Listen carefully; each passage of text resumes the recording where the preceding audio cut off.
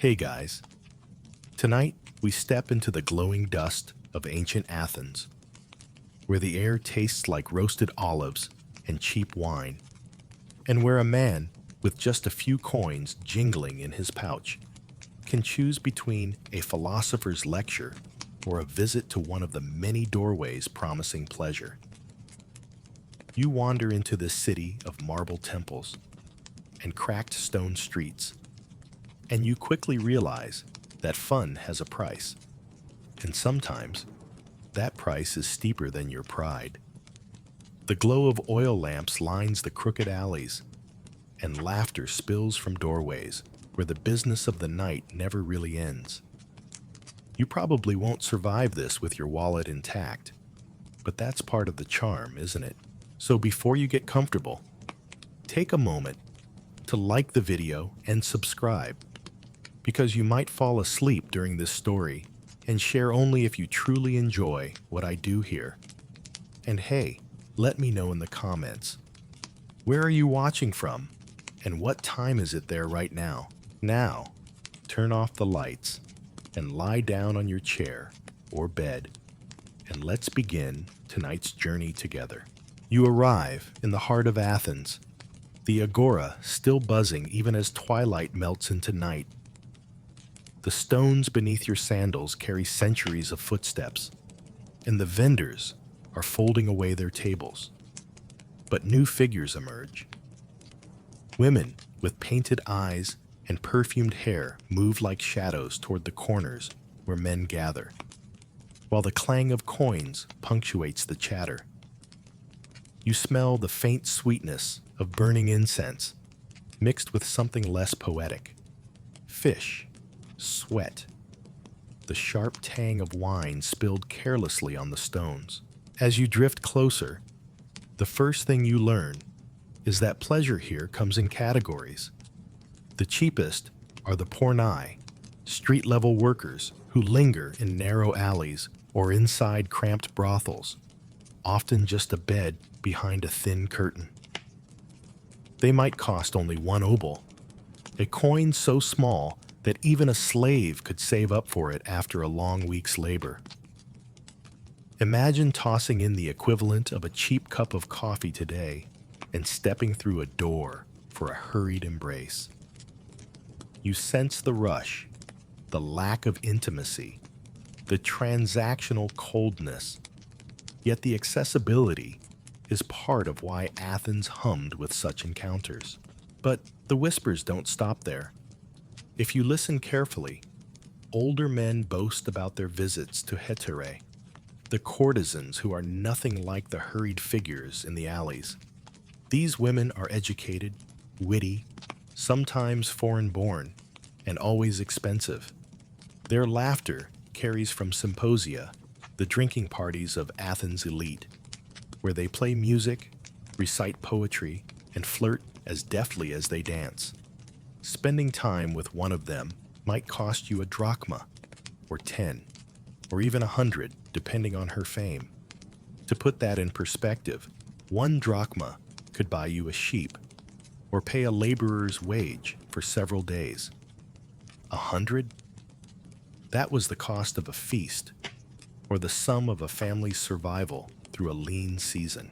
You shuffle past a doorway marked by a small oil lamp, the flame flickering like a beacon. Inside, laughter and song spill out, though the words blur under the haze of wine. You're reminded that Athens was not only a city of philosophers and marble temples, but also a city of endless appetite. Solon, the famous lawmaker, even institutionalized brothels with state-set prices, ensuring that pleasure could be both affordable and taxable. Historians still argue whether this was a pragmatic solution to social unrest, or simply a clever way for the city to make money off vice. Either way, it meant the government literally profited when you indulged. The ground crunches underfoot as you continue, and a cool breeze carries the faint salt of the nearby sea. Sailors who've just arrived in Piraeus, Athens port, stumble inland with purses jingling, eager to spend their wages before dawn.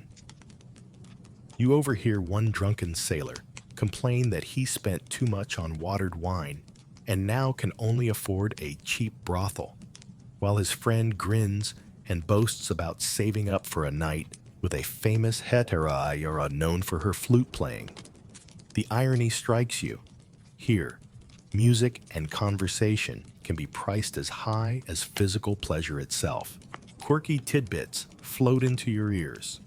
One passerby insists that certain courtesans could predict fortunes by reading the foam on wine, like fortune tellers hiding behind coal-lined eyes. Another claims that some specialized in theatrical encounters, dressing as goddesses, role-playing myths, and reenacting heroic seductions. You smirk. The line between religion and entertainment seems blurrier than the cheap wine sloshing in clay cups. The night thickens, and the streets turn stranger. Torches burn lower, and you notice groups of young men laughing too loudly, nudging one another as they consider whether to spend their coins on dice games or women. You catch the irony. Plato might have written about ideals of love transcending the physical, yet his city was filled with men happy to reduce love to an exchange rate. The philosophical ideal collides with reality in every alley, and it makes you wonder, are humans ever really different across centuries? You pass by a shrine where offerings to Aphrodite lie scattered, garlands, bits of honey cakes, even a small, carved figurine of the goddess. Some men mutter a prayer before entering the houses of pleasure, as if divine blessing might soften the cost or elevate the experience. Others roll their eyes and head straight inside, coin ready in hand. It's both comic and sobering. Pleasure here is at once sacred, economic, and embarrassingly human. Your sandals scrape against uneven stones as you keep walking, realizing that Athens is alive in a rhythm you can almost feel in your bones. The heartbeat of the city is not just in the debates of the agora or the marble of the Acropolis, but also in these humble, flickering lit houses. Every coin tossed to a courtesan, every obol spent in a brothel, sustains not only the women, but also the city itself. Taxes from brothels fund roads, temples, and even wars. So when you drop your coin, you're not just buying a smile. You're participating in the strange machinery of empire. By now, your eyes feel heavy from the glow of lamps and the endless drone of music drifting across rooftops. You've glimpsed the two extremes, the hurried one-coin exchanges in cramped rooms, and the polished world of hetaerae, who could bankrupt a careless man with their wit as much as their beauty. Somewhere between lies the truth of Athens's nights, where fun is always tied to silver, and every laugh has a price tag. And as you pause at the edge of another alley, you realize that tonight's walk is only the beginning of discovering what it truly cost to have a good time in ancient Greece. You linger at the edge of the agora, and the night grows thicker, filled with murmurs that sound almost like waves against stone. This is the place where silver decides your fate. In daylight, those little round coins clink against one another in purses, moving from vendor to vendor for olives, bread, or clay lamps. But under moonlight, the same coins transform into tickets of desire. You slip your hand into your pouch, feeling the rough edges of drachmas and obols, and you realize every choice you make tonight is dictated by how much silver you are willing to surrender. 1 drachma. The word itself carries weight. To an Athenian laborer, that was an entire day's wage. Imagine trading a whole day's sweat in the sun, hauling stones or pushing ships at the docks, just to spend a few hours in the company of a courtesan. Some men did it happily, returning to work broke but grinning, while others clung tightly to their drachmas, unwilling to waste them on fleeting pleasures. Historians still argue whether men of the lower classes indulged frequently or only rarely, but the records make one thing clear. The price of companionship was measured in drachmas, and the decision was never casual. Now, here's a quirky thought. Some coins had marks that revealed their origin. Owls of Athens stamped onto silver tetradrachms, symbols of wisdom turned into tokens of lust. You can't help but chuckle at the irony. An owl sacred to Athena, sliding across the table to pay for a night of revelry. Imagine the goddess herself peering down with disapproval every time her bird bought someone's company. You stop at a money changer's booth tucked beneath a flickering torch. The man looks up at you, his face pale under the glow, and he jingles his scales.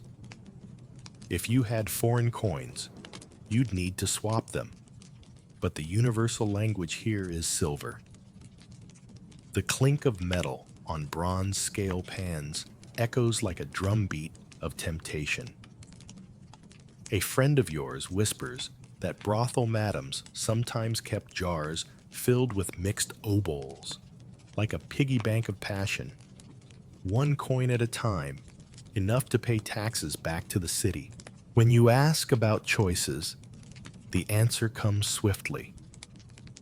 1 obol could buy you a hurried encounter in a brothel. A drachma could buy you an evening of conversation and music with a hetaerae. 10 drachmas could lock her company for an entire night. But for the truly ambitious, men who wanted to display wealth or impress allies, 100 drachmas might purchase not just companionship, but a kind of status, the glow of being seen with a woman who was the talk of Athens. You picture it, striding into a symposium with a famed hetaerae at your side, her hair gleaming with scented oil, her eyes sparkling under lamplight. Every man would glance your way, whispering about how much you must have paid, about whether you were clever enough to keep her laughter genuine. That's the thing. You weren't just buying affection. You were buying reputation. And in a city obsessed with honor and standing, that mattered almost as much as love itself. But here's the debate. Did all these women actually charge in coins? Or did some demand gifts, jewelry, or promises instead? Some scholars suggest that hetaerae might have preferred silver for its universality, while others argue that golden pins, imported fabrics, or even shares in shipping ventures changed hands in exchange for their smiles. The truth likely varied, but it's easy to imagine. Your coin purse might be heavy, but if your rival brought pearls from Ionia, well, your drachmas might suddenly look dull. A group of young men passes by, jostling one another, their cloaks swinging open as they laugh. One shouts, "I'll spend 2 drachmas tonight. 1 for her company, 1 for the flute girl." Another groans, clutching his thin purse, insisting that he'll settle for dice instead. The decision feels oddly modern. Do you blow your paycheck on entertainment, or do you save it for the rent? Only here, rent might mean keeping enough for bread and oil tomorrow morning. The moon rises higher, and your eyes catch the shine of a tetradrachm, a larger silver coin worth 4 drachmas, slipping from a man's hand as he stumbles out of a brothel. You bend to pick it up, marveling at its weight. 4 days of labor, lost in a moment of drunken carelessness. A reminder that silver coins were fragile things, tiny enough to lose in the dust, yet powerful enough to decide whether you ate, slept under a roof, or found yourself embraced by perfumed arms. And let's not forget the quirks of the system. Some taverns doubled as brothels, charging you for wine and extra service in the back rooms. A clever host could slide the cost of companionship into your tab, so you walked out unsure whether you paid for the pitcher of wine or the girl who poured it. You grin at the trickery, hospitality, and lust bundled into one bill, like a sneaky service fee you didn't see coming. Coins, choices, and consequences. That's the rhythm of Athens at night.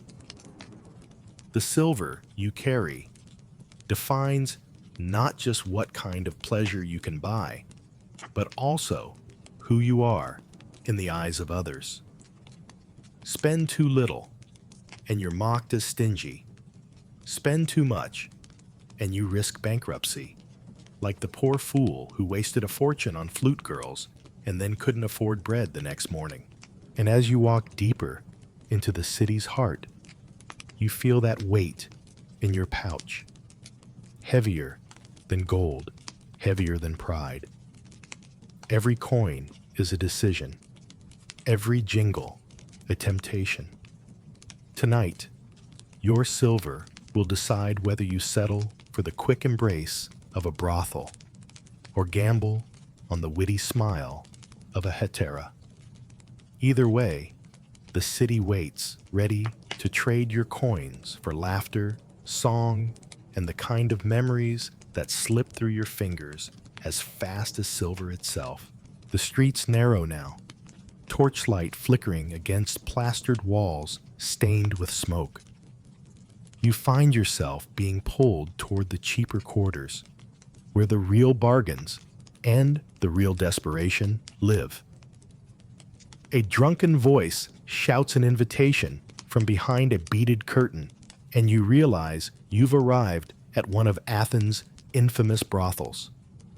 These places were Solon's invention, or so the stories go. The great lawmaker, tired of hearing complaints about disorderly men and distracted citizens, supposedly set up public brothels with fixed prices. 1-obol, just a sliver of silver, barely enough to buy a cheap snack from a vendor in daylight, and yet enough to grant you a few rushed minutes behind a thin wooden door. You pause and listen. The laughter inside is nervous, the kind that comes when people are trying to convince themselves they're having fun. The floors creak under hurried steps, and you can almost feel the discomfort of men and women brushing past each other in rooms too small to breathe. A single oil lamp swings on a chain, casting uneven light across clay walls. There's no music here, no poetry, no flirtatious banter, just the raw transaction. Coin exchanged, curtain drawn, a bed that might creak louder than the voices.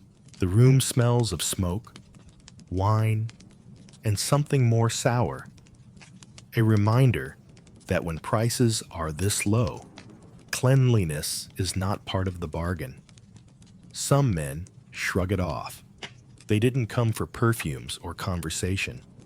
But you can't help wondering how many actually leave feeling satisfied, and how many leave with the nagging sense that they spent their obol too quickly, too cheaply, like chewing on stale bread when you were craving honey cakes. Still, these places were crowded.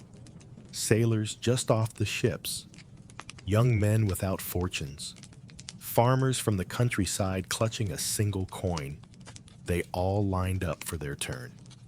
For some, it wasn't about passion or joy, but about proving something: manhood, freedom, or simply the ability to buy what had once been forbidden. You think about it like a vending machine of antiquity. Drop in a coin, get a momentary thrill. Efficient, affordable, and absolutely lacking in romance. Historians still argue whether Solon truly founded these brothels, or if his name was later attached to give legitimacy to what was already happening. Some claim he did it to keep men away from the beds of married women, protecting households from scandal. Others think it was just another clever way for Athens to tax its citizens. Whatever the truth, the one-obol brothel became a fixture of city life, so common that comedians mock them in plays. Imagine sitting in the theater, the audience roaring with laughter as an actor joked about fumbling with his obol while his wife scowled from the crowd. Even cheap fun carried social weight. And here's a quirky tidbit. Some of these brothels were said to operate during the day, tucked right into the marketplace.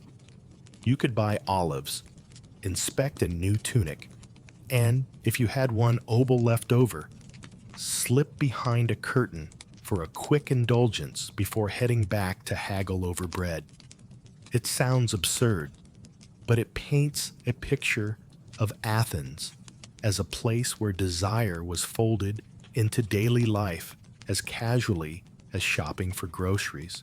Inside, the women themselves were often slaves, bought and sold by madams who pocketed the profits. Their lives were harsh, their choices almost non-existent. You can hear the clatter of coins as a man drops them into the madam's bowl, and the way she counts quickly before nodding him through. For the women, there was no freedom in this arrangement. Yet, for the men, it was a chance to escape, if only for a few heartbeats. You edge closer, watching a young man emerge from the brothel, his tunic askew, his eyes avoiding everyone else's. He clutches his belt, as though trying to hold on to some dignity. His friends laugh, teasing him for being cheap. And you realize something. In Athens, it wasn't just about the act, but also about what others thought of your choices. One obol might buy you satisfaction, but it also bought you ridicule if you admitted it. Men bragged about hetaerae, not about brothels. Still, when times were lean, an obol was sometimes all you could manage. You remember hearing someone joke that the one-obol houses were like public fountains. Everyone used them, but no one bragged about it. The comparison makes you smirk, but it also drives home the reality. Pleasure was a commodity, like water or bread, but here it was cheaper, rougher, and always just a little shameful. The brothel doors creak again, and you imagine stepping inside. A wooden bench in the hallway, straw mats scattered across uneven floors, rooms divided by flimsy partitions. The woman you'd meet would not flirt or tease. She'd simply glance at the coin, take your hand, and lead you to the bed. Time would be short, the transaction efficient. By the time you adjusted your tunic, another man might already be waiting outside. And yet, for all their roughness, these brothels had their place. They were safety valves in a society obsessed with control. Better, Solon thought, for men to spend their obols here than risk dishonoring marriages or disrupting households. In a way, the one-obol houses were civic institutions, keeping the machinery of Athens running smoothly. You laugh quietly. It's not every city that manages to turn lust into public service. As you step away, the laughter fades into the night, replaced by the distant music of a flute drifting from a symposium. That's another world entirely, one you'll reach soon. But for now, you've glimpsed the cheapest corner of Athens' pleasures, where one coin bought you more discomfort than delight, and where silver was stretched so thin it barely glittered in the lamplight. You leave behind the cramped alleys of the one-obol brothels and step into a different Athens entirely. The air feels lighter here, perfumed with myrrh and rose oil instead of sweat and smoke. The torches burn brighter, steadier, and the doorways you pass are draped with fine fabrics rather than hanging beads. This is the world of the hetaerae, the esteemed courtesans who lived outside the narrow bounds of ordinary women's lives. Women who dazzled Athens with wit, music, and a price tag that could leave your coin purse gasping for mercy. Here, you quickly realize silver does not buy just flesh. It buys experience, companionship, and prestige. A hetaerae could hold your hand at a symposium, whisper clever lines of poetry in your ear, and challenge you in debate about the latest play staged in the theater of Dionysus. These women were educated in ways respectable wives were not. While the wives of Athenian citizens were expected to stay indoors, weave cloth, and raise children, the hetaerae moved freely, socialized with philosophers, and carried themselves like minor celebrities. They knew that their value lay in being more than a body. They were conversation, charm, and spectacle bundled together. It's here that you hear names spoken with admiration. Aspasia of Miletus, the companion of Pericles, is perhaps the most famous. Some say she advised him in politics, crafting speeches that shook the assembly. Others whisper that her beauty alone swayed him. Historians still argue whether Aspasia truly shaped Athens' political destiny, or if her fame was simply magnified by gossip. Either way, her presence proved that hetaerae could rise far beyond the smoke of common brothels and stand shoulder to shoulder with the men who ruled the city. You imagine approaching a hetaerae. The process isn't as simple as tossing down a coin and stepping through a door. You'd first need to make arrangements, perhaps through a trusted intermediary or by attending one of the symposia where she might appear. The initial cost could be a drachma, maybe two, just for her to consider your invitation. That alone was a full day's wage for a working man. But if she agreed, the experience stretched far beyond what you could find in a one-obol brothel. Picture it. You recline on a couch, draped with woven blankets, wine diluted with water flowing steadily into your cup. She picks up a flute and plays, her fingers dancing lightly over the holes, filling the air with a melody that softens the edges of the night. Later, she might recite lines from Homer, her voice carrying verses that remind you of Achilles and Odysseus. You nod, pretending to understand the depth of her meaning, while secretly wondering how many more drachmas you'll need if the night lingers. Because here's the truth.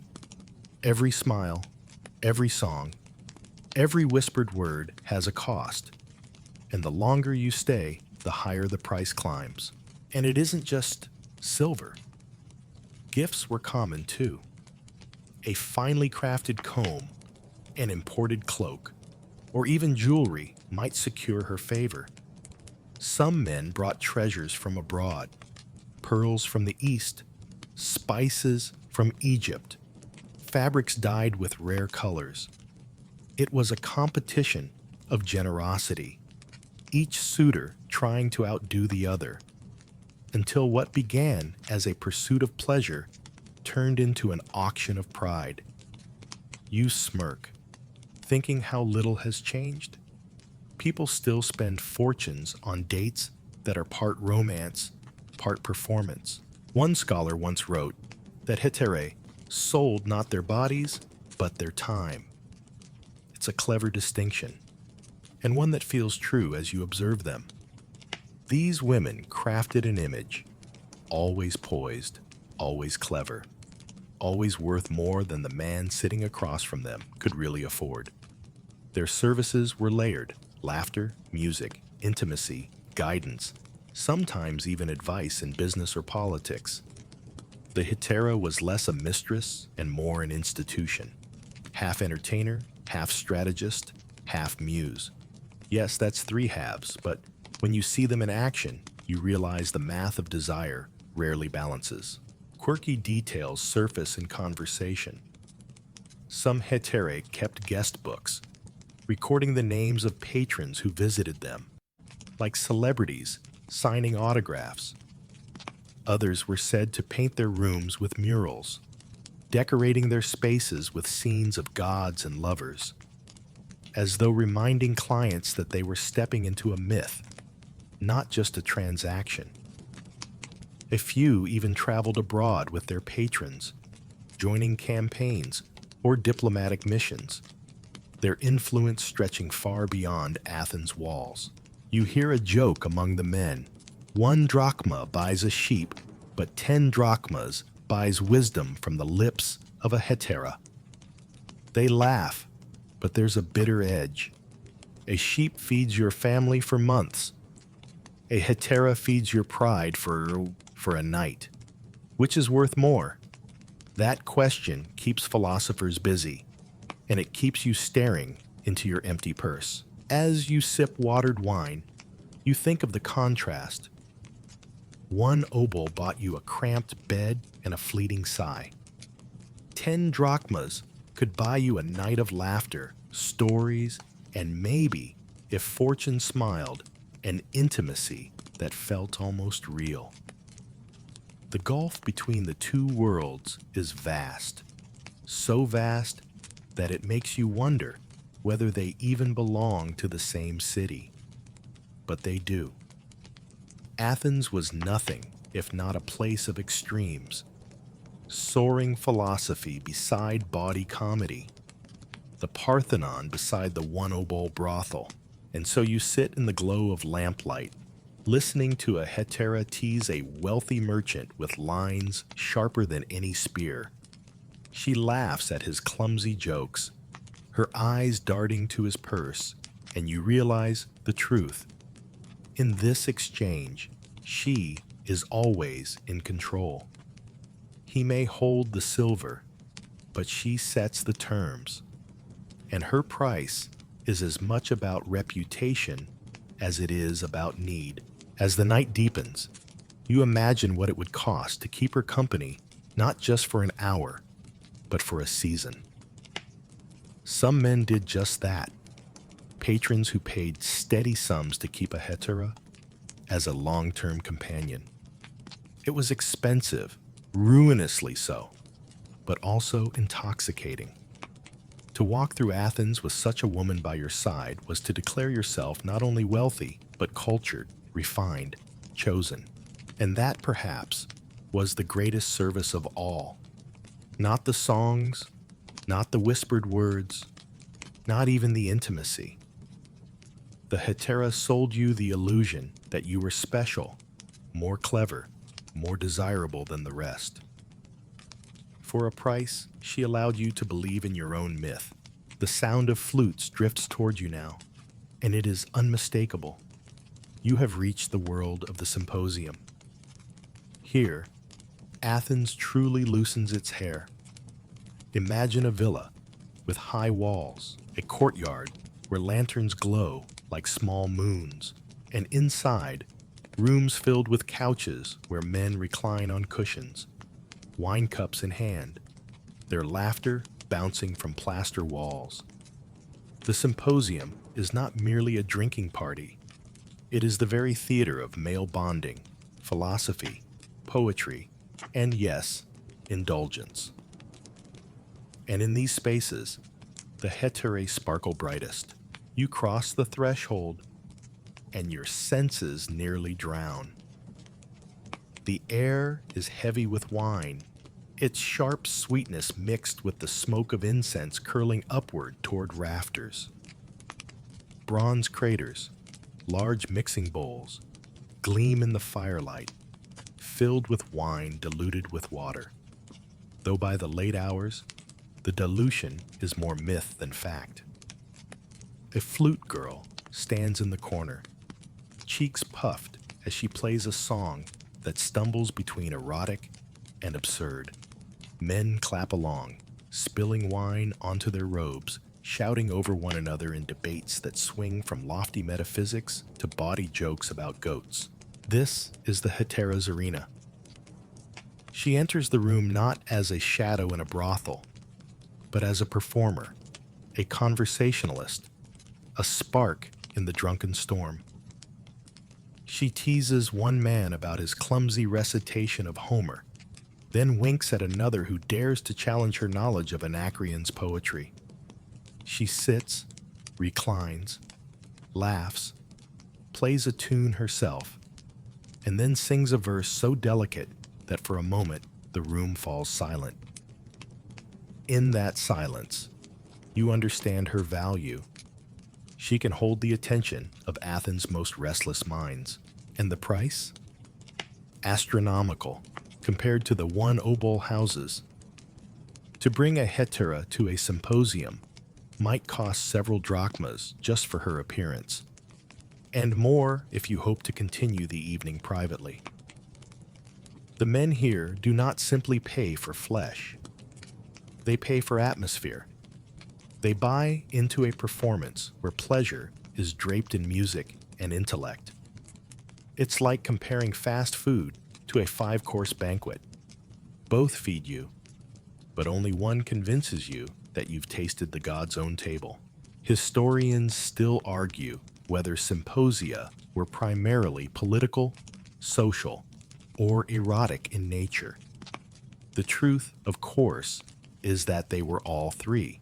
A philosopher might present a new theory, while a hetaerae leaned on his shoulder, pretending to understand while secretly rolling her eyes.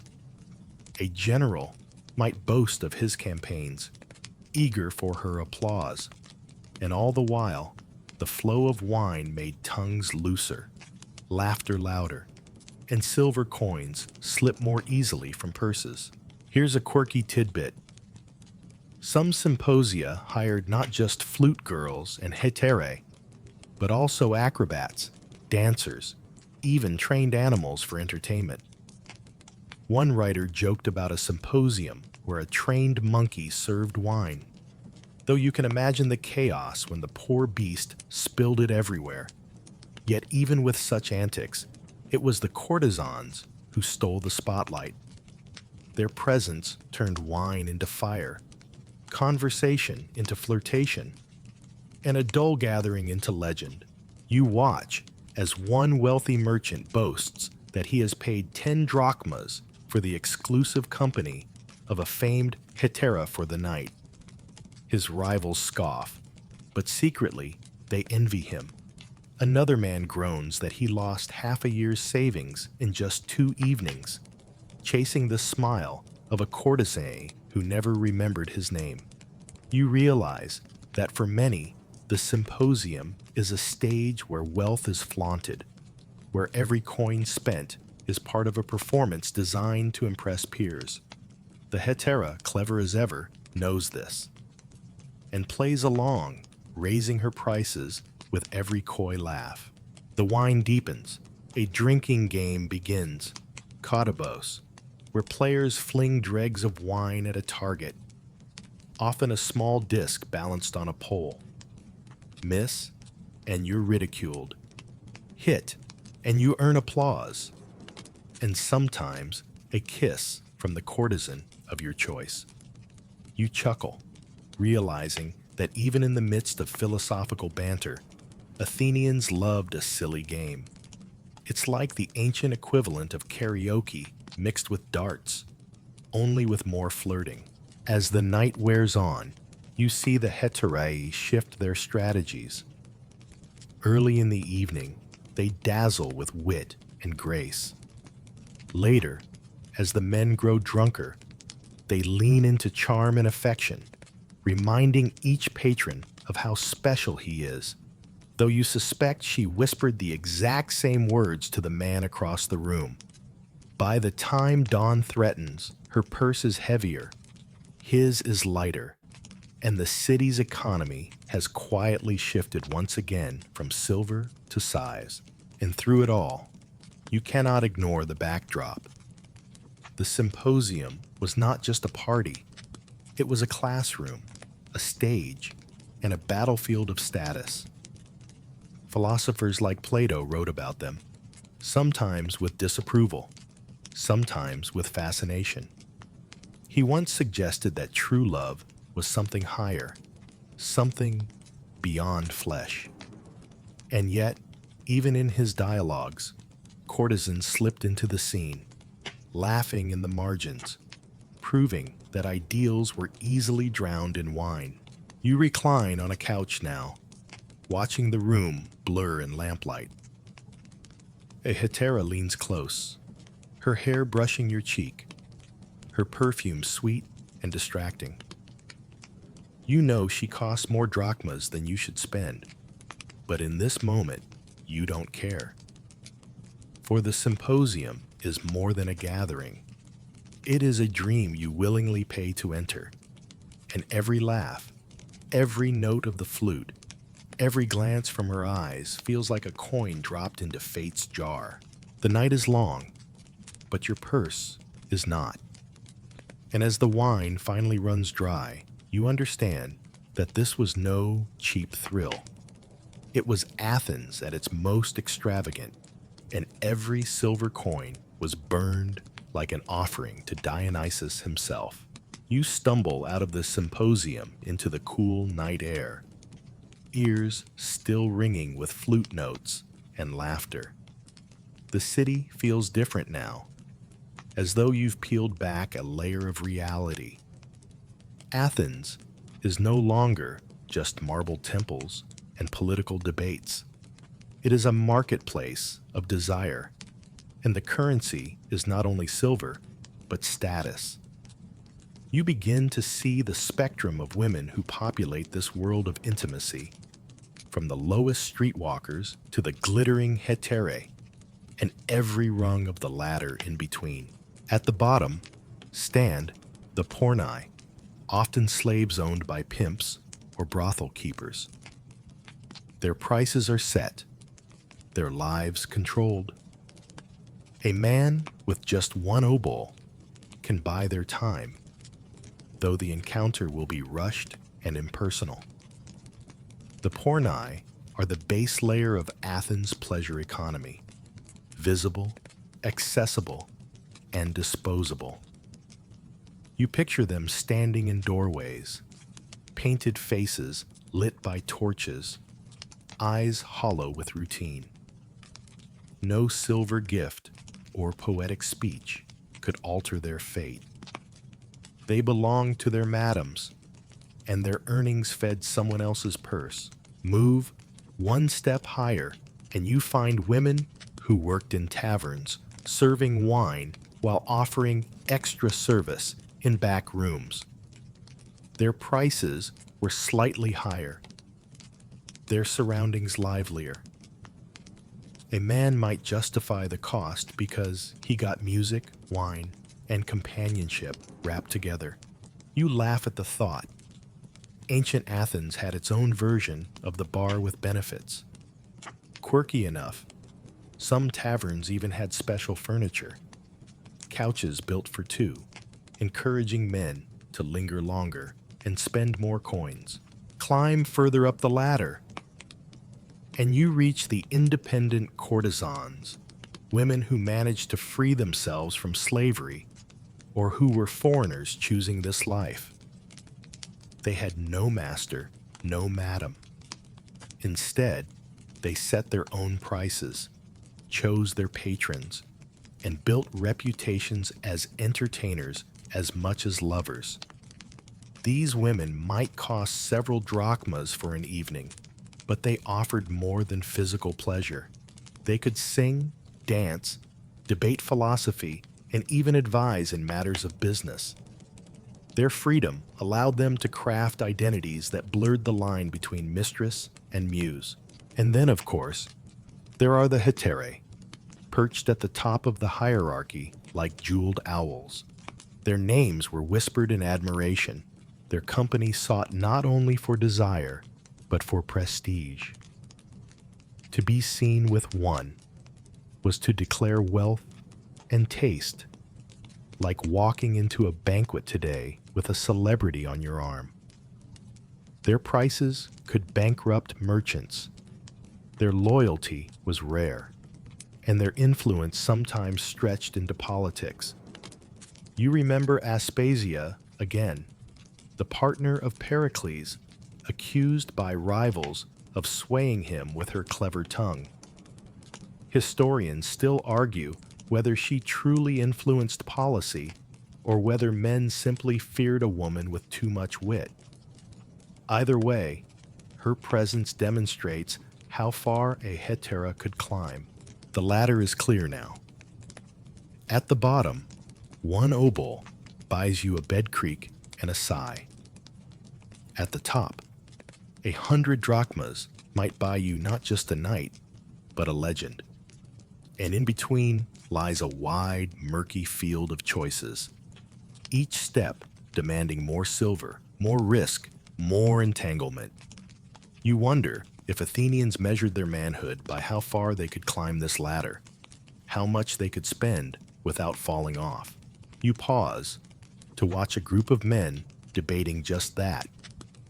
One brags that he stuck to tavern girls, cheap enough to enjoy, expensive enough to boast. Another laughs that only a fool would waste coins on pornai, when hetaerae could charm you with song. A third mutters that real men avoid them all, saving drachmas for their households. But his friends roll their eyes, reminding him that even the sternest philosophers once found themselves reclining beside flute girls. Here's a quirky tidbit you overhear. Some hetaerae reportedly trained apprentices, teaching younger women how to sing, dance, and converse, so they too could ascend the ladder. Imagine a finishing school for courtesans, where wit and seduction were as important as beauty. The idea makes you smile. It's both practical and theatrical, like Athens' own version of a talent academy. Except the stage was a symposium couch. The hierarchy wasn't just about women, though. It was about men. Your choice of companion broadcasted your status. A politician boasting of his hetaerae signaled wealth and refinement. A sailor with a porn revealed poverty, but also accessibility. To walk with a hetaerae was to parade your silver in plain sight, a form of social advertisement. Even in bed, Athens remained obsessed with appearances. But the hierarchy also revealed injustice. The pornai at the bottom often had no freedom at all, trapped in cycles of ownership and exploitation. Their cheap price came at the cost of their dignity. Meanwhile, hetaerae at the top enjoyed freedom rare for women in Athens. They traveled, they spoke in public, they managed their own finances. The gulf between them shows not only the price of desire, but the price of autonomy. You glance upward at the night sky.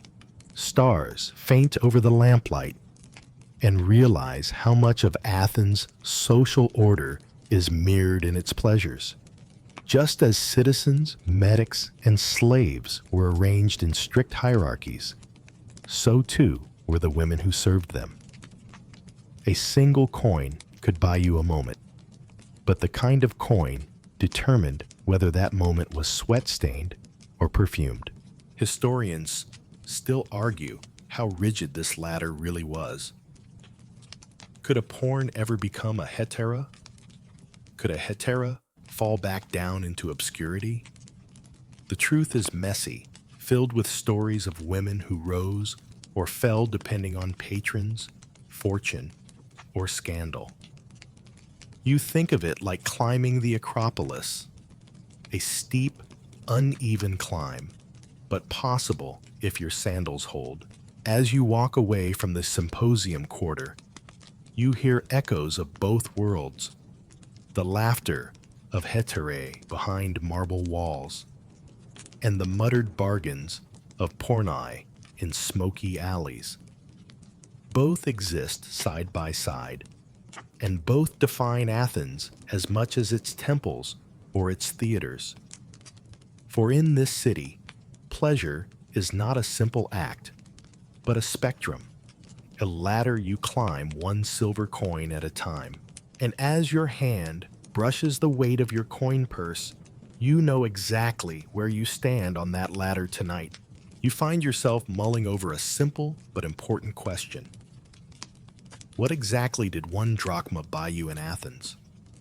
By now, you've heard whispers about silver owls sliding across tables, heard men brag about their symposium nights, and watched poor sailors toss obols into the bowls of madams. But the 1 drachma purchase, that middle ground between cheap thrills and lavish excess, was perhaps the most common transaction of all, and it's here, in the cost of a single drachma, that you begin to see how everyday Athenians balance desire against survival. To start, remember that a drachma was not a meaningless trinket. It was a day's wage for a laborer, enough to buy food for a family or supplies for work. For many Athenians, spending a drachma was a serious decision.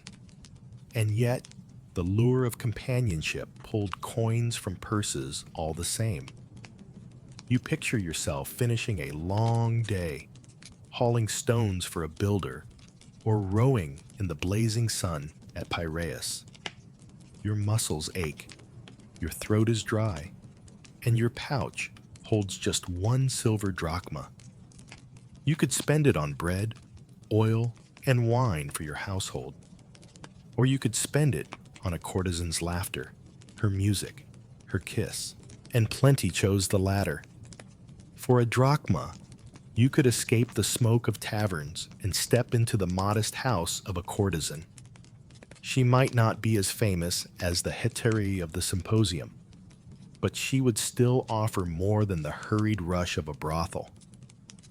A drachma could buy you an hour of attention, not just physical, but conversational. She might sing you a song on the flute, play a game of knucklebones with you, or tease you with clever remarks. It wasn't luxury, but it was something better than an obol's worth of sweaty silence. Historians still argue how standardized these services really were. Some suggest a drachma secured a single night, while others think it bought only a short meeting, with more coins demanded if you wanted to linger. Either way, the 1 drachma exchange marked the point where men stepped above the level of basic relief and entered the realm of genuine entertainment.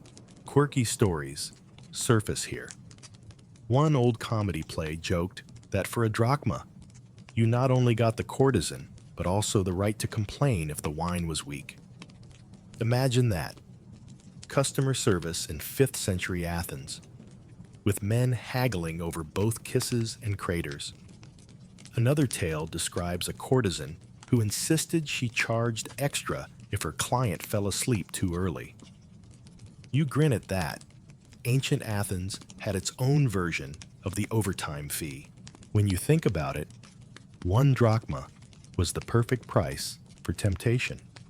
It was just high enough to make you hesitate, but not so high that you couldn't convince yourself you'd earn it back tomorrow. That hesitation, that gamble, was part of the thrill. Men would boast about their drachma nights, claiming they spent wisely, while secretly regretting the bread and olives they could have bought instead. You pass a modest house now, its doorway marked not by beads, but by a painted symbol, a small owl and a lyre. Inside, the sound of laughter and music spills out. This is the kind of place where your drachma would vanish. Reclining on a cushion, you'd sip watered wine while the courtesan teased you about your tunic or recited a poem. Maybe she'd ask about your work, making you feel, just for a moment, like your tired life mattered. And when the night ended, you'd leave lighter in purse, but heavier in memory. There's a deeper truth here, though. The drachma transaction shows how Athens blurred the line between survival and indulgence. One man might save his coin to feed his children. Another might gamble it away on dice. Another would hand it to a courtesan, trading necessity for escape. Each choice was valid. Each revealed a different priority.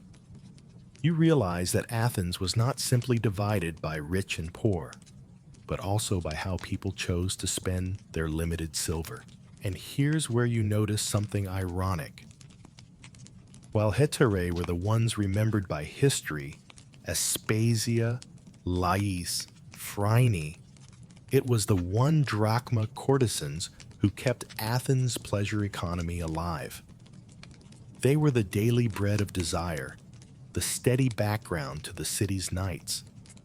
Without them, the system would collapse because few men could afford hetaerae regularly, and fewer still wanted the discomfort of brothels. The drachma companions were the balance, not too cheap, not too costly, just expensive enough to feel like a luxury without being ruinous.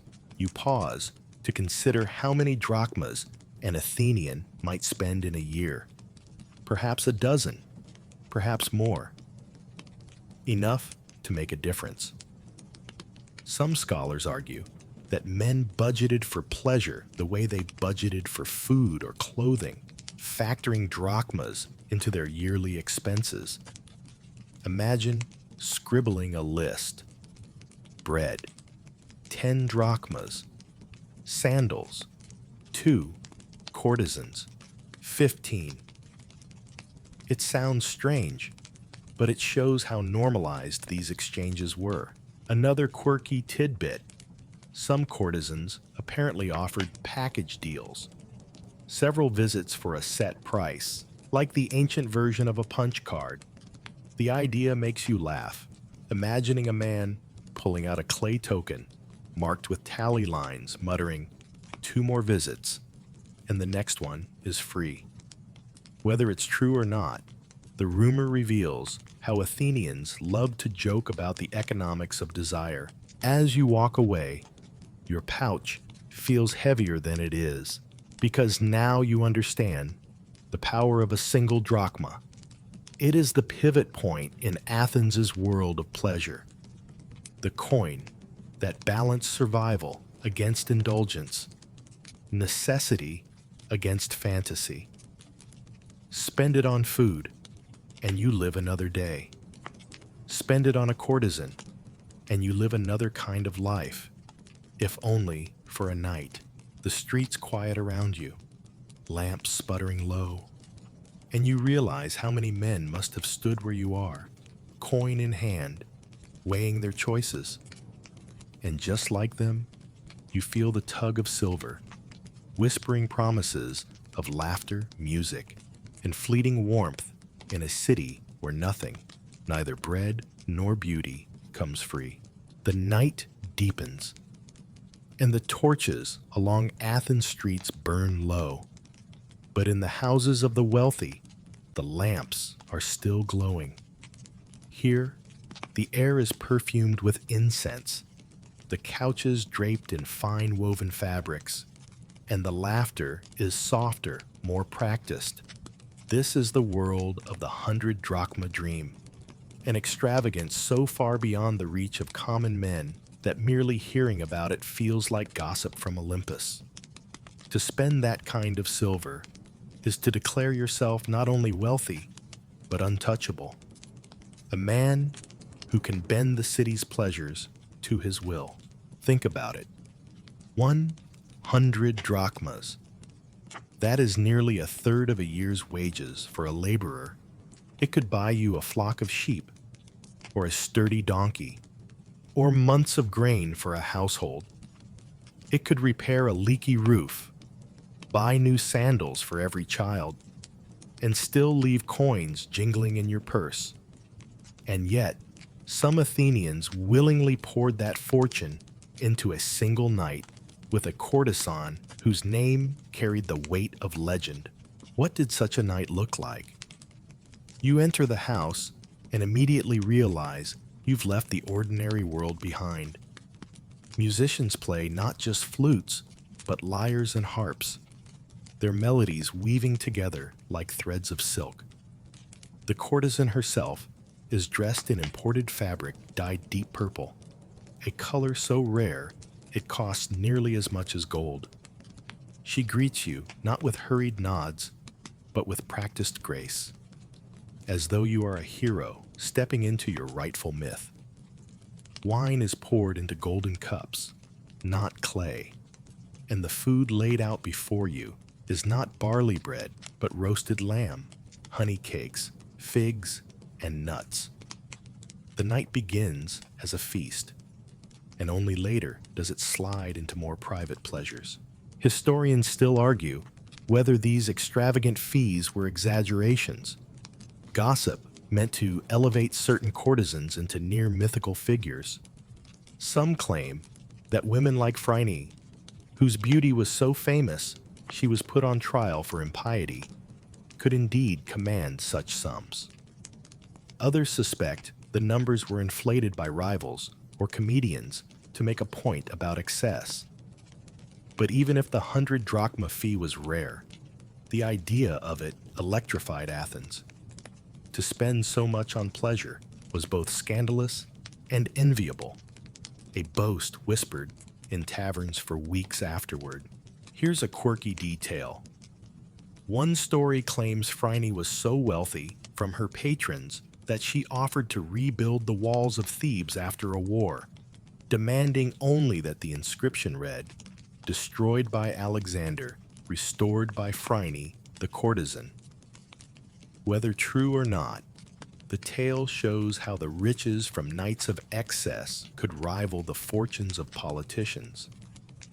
Imagine that. One courtesan, bankrolled by men's desire, holding the purse strings of a city. You picture yourself reclining on a couch during such a night. The courtesan sings, her voice carrying through the chamber, while dancers whirl in silk, their bracelets flashing in lamplight. She quotes lines from Sappho, her words tender yet teasing, as though she knows you'll never hear them again without thinking of her. When she leans close, her perfume overwhelms your senses, reminding you that every gesture, every word, is part of what you paid for. 100 drachmas buys not only intimacy, but illusion. The illusion that you are the center of her universe, that for one night, you matter more than anyone else in Athens. Of course, the consequences are real. Many men ruin themselves chasing these 100-drachma dreams. Merchants sold property, soldiers gambled their pay, and politicians risked scandal, all to keep the company of women whose beauty was said to rival goddesses. Some succeeded, parading their hetaerae in public, basking in admiration. Others fell into debt, mocked for trading bread for kisses. Athens laughed at their downfall, but secretly admired their daring. The wealthy, of course, treated it differently. For them, 100 drachmas might sting, but not destroy. These were the men who used such nights to demonstrate power, much like hosting a grand feast or funding a public play. To be seen with a famed hetaerae was a political statement as much as a personal indulgence. The courtesan herself became a kind of trophy, proof that the man who held her favor was not only rich, but influential. You overhear a group of men boasting near the temple steps. One claims he once paid 50 drachmas for a night, only to be outdone by another who insists he paid 100 and still regrets not offering more. The banter is half serious, half comedy, but beneath it lies a truth. The price itself became part of the pleasure. To spend 100 drachmas was to buy a story as much as an experience, a story that could be retold over wine for years. And yet, you can't help but smirk. Strip away the music, the food, the perfumes, and what's left? The same basic human desires as in the one-obol brothel, just dressed in silk and golden cups. The difference lies in the theater, the spectacle, the way wealth transforms ordinary longing into mythic indulgence. In this sense, Athens teaches you that price isn't just about what you get. It's about how the world sees you when you pay it. As dawn threatens, you step away from the fantasy. The lamps gutter low. The courtesan retreats to her chamber, and the house grows quiet. Your purse is empty, your pride is full, and the city outside has not changed. The streets are still dusty, the vendors still setting up their stalls, the world still turning. But inside your memory, the night gleams brighter than silver, and that is the cost of the 100-drachma dream. Not just silver lost, but the dangerous belief that you touched eternity for a night. You've now seen the ladder of price, from the one-obol brothel to the 100-drachma dream. But as you walk through the streets of Athens, you begin to notice something important. The services offered weren't always about intimacy in bed. In fact, some of the most valuable courtesans thrived because they offered so much more than the bed itself. Take the hetaerae again. A man didn't spend 10 or 20 drachmas just for a night of passion. He spent it for company, for laughter at a symposium, for a skilled hand on the flute, for clever conversation that made him feel worldly. Imagine sitting across from a woman who not only pours your wine, but also recites a line of Euripides, then challenges you to explain what it means. You might not have the answer, but you'd pay extra just to try. This is where hetaerae outshone the brothels. A porn gave you a few minutes on a straw mat. A hetaerae gave you hours of entertainment, music, poetry, philosophy, even dancing. Some even knew how to paint or embroider, and they would present gifts of their own making to wealthy patrons, tokens that reminded men of their special bond. You realize now that silver was buying an illusion of intimacy that felt broader, deeper, almost respectable. Historians still argue about how far these services beyond the bed went. Were hetaerae truly advisors and teachers? Or are these stories exaggerated by later writers eager to romanticize them? Some claim Aspasia genuinely influenced Pericles' speeches. Others think she was simply remembered because she was too visible, too clever to ignore. Either way, the fact that people debated it at all shows the extraordinary role courtesans played in society. Here's a quirky tidbit. Some hetaerae were said to host mini symposia of their own, inviting a small circle of men into their homes, serving wine, and presiding over debates. Imagine that. A courtesan not only hired to entertain, but to curate the entertainment. The lines between lover, hostess, and teacher blurred so much that Athens often didn't know whether to admire or condemn them. As you keep walking, you overhear a group of students complaining about their lessons. One jokes that he'd rather spend a drachma on a hetaerae than on a boring philosopher. At least she teaches something worth remembering. The others laugh, but there's truth in it. These women taught charm, timing, social grace, skills that could carry a man further in politics than memorizing geometry. Beyond conversation, there were other services. Some courtesans were known for singing and dancing, turning evenings into full performances. They would swirl in imported silks, anklets chiming, bracelets catching lamplight. Others became known for playing instruments, the double-pipe flute, the hetaerae, and their patrons boasted about whose mistress played best. You realize how similar this sounds to modern celebrity culture. Talent wrapped in allure, with fame as valuable as beauty. Then there's the more practical side. Some courtesans advised men on politics or law, helping them navigate rivals and allies. Their intelligence made them confidants. A hetaerae might listen to a man rant about his enemies, then suggest a strategy disguised as pillow talk. Did she care about his ambitions? Maybe. Or maybe she knew that keeping him successful kept her purse full. Either way, she became part of the machinery of the city. And of course, the strangest whispers float through the night. Some men claimed the certain hetaerae offered fortune-telling, peering into wine foam or tossing knuckle bones to predict the future. Others swore their courtesans reenacted myths, dressing as goddesses and acting out seductions of Zeus or Dionysus. You chuckle at the idea, role play as religion, blasphemy mixed with flirtation. Yet, in a city where myth was part of daily life, perhaps it felt natural. The services extended into travel, too. Wealthy patrons often took courtesans with them on campaigns or diplomatic missions.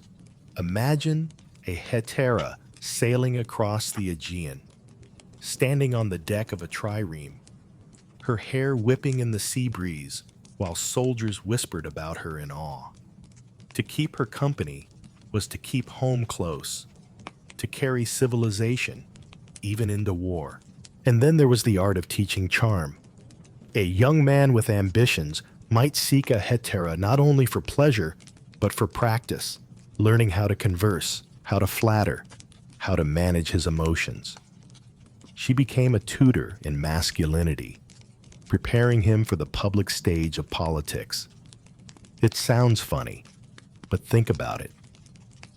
In a society where every man wanted to speak well in the assembly, who better to practice on than someone trained to listen, laugh, and correct without bruising pride?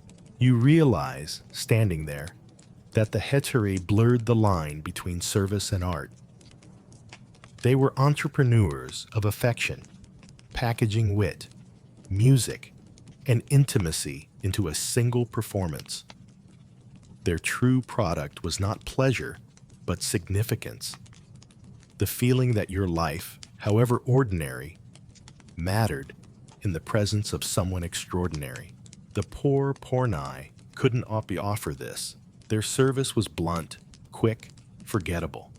The hetaerae, on the other hand, offered something men remembered years later, telling friends about the night when she sang, when she whispered, when she made him feel clever for once in his life. That memory was worth more than bread, more than sheep, sometimes more than reason itself.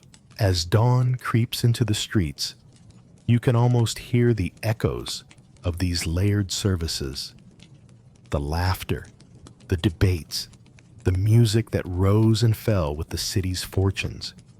Athens was built not only on marble and silver, but also on conversations and sighs sold by women who knew exactly how much their time was worth. And tonight, as you slip your last drachma between your fingers, you realize that the bed was only one part of the bargain. The real cost lay in everything beyond it: the performance, the wit, the illusion that for a few hours you were living a life far larger than your purse. The silver clinks in your pouch again, and you realize something unsettling. In Athens, the price of pleasure was never stable. Just as wheat grew expensive in a bad harvest, the cost of a night with a courtesan shifted with the tides of war, prosperity, and festivals. Desire was tied to economics, and your coin purse became a mirror of the city's fortune. Imagine walking through the agora after a poor harvest. Bread is scarce, barley is dear, and farmers grumble about the lack of rain. The pornai in the brothels still charge 1-obol, but even that small fee feels heavier in men's hands.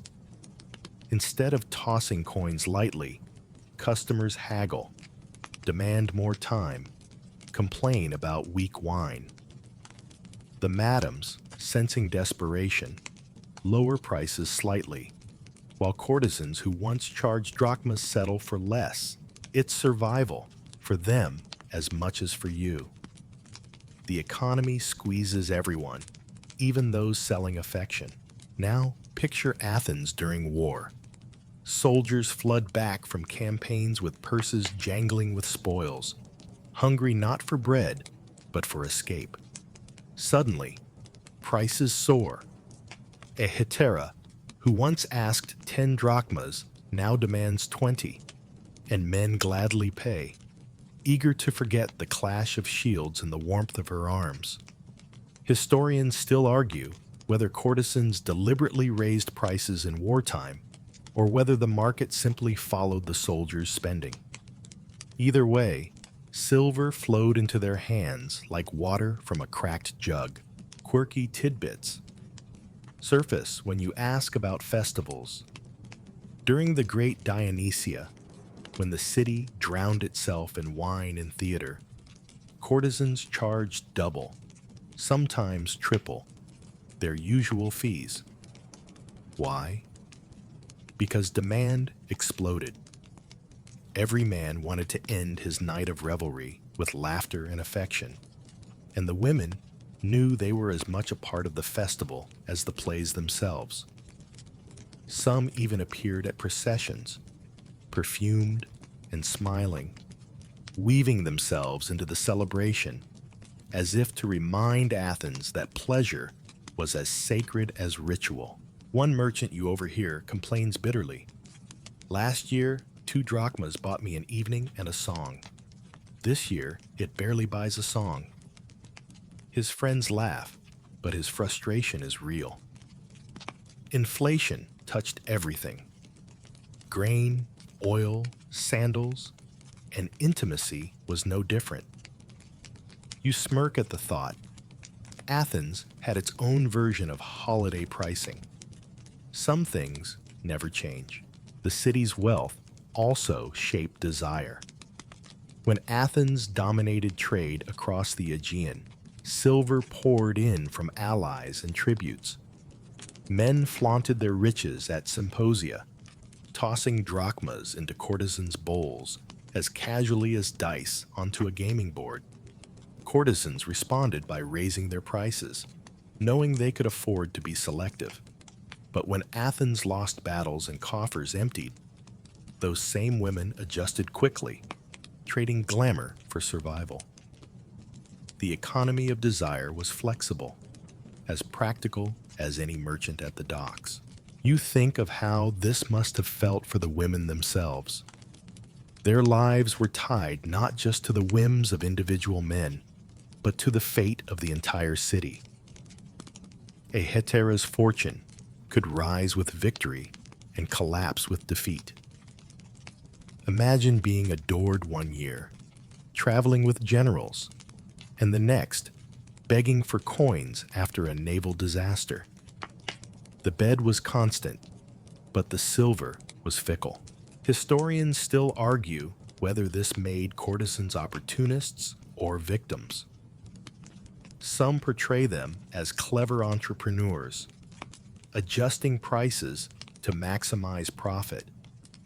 Others see them as trapped, vulnerable to the same instability that plagued farmers and merchants. The truth, of course, is both. They were businesswomen, yes, but they were also human, and their prosperity rose and fell with Athens' unpredictable tides. Another quirky note: some courtesans apparently had sliding scales of service, offering discounts to regular clients or raising prices sharply for strangers.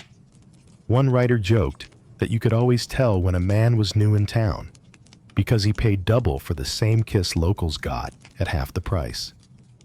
It was a shrewd strategy, and it reveals just how professionalized this economy had become. As you wander through the lamp-lit streets, you realize how much the city itself profited. Solon's taxes on brothels meant that every obol, every drachma, passed partly into the state's coffers. In times of need, Athens quite literally funded itself through desire. The roads you walk, the walls that protect you, even the temples that gleam by day. Some of their stones were paid for by silver passed across brothel counters. The city was, in a strange sense, built on size, and you can't help but marvel at the paradox. Philosophy, art, democracy, all the high ideals of Athens rested on an economy where silver from indulgence kept coins flowing. It's almost comical. Socrates mocked men for chasing pleasures, yet the very taxes from those pleasures paved the roads he walked. The more you think about it, the clearer it becomes. Prices weren't random. They reflected the pulse of Athens, its hunger, its triumphs, its fears. A drachma might stretch further in lean times, but in moments of plenty, it shrank, slipping away in nights of laughter and wine.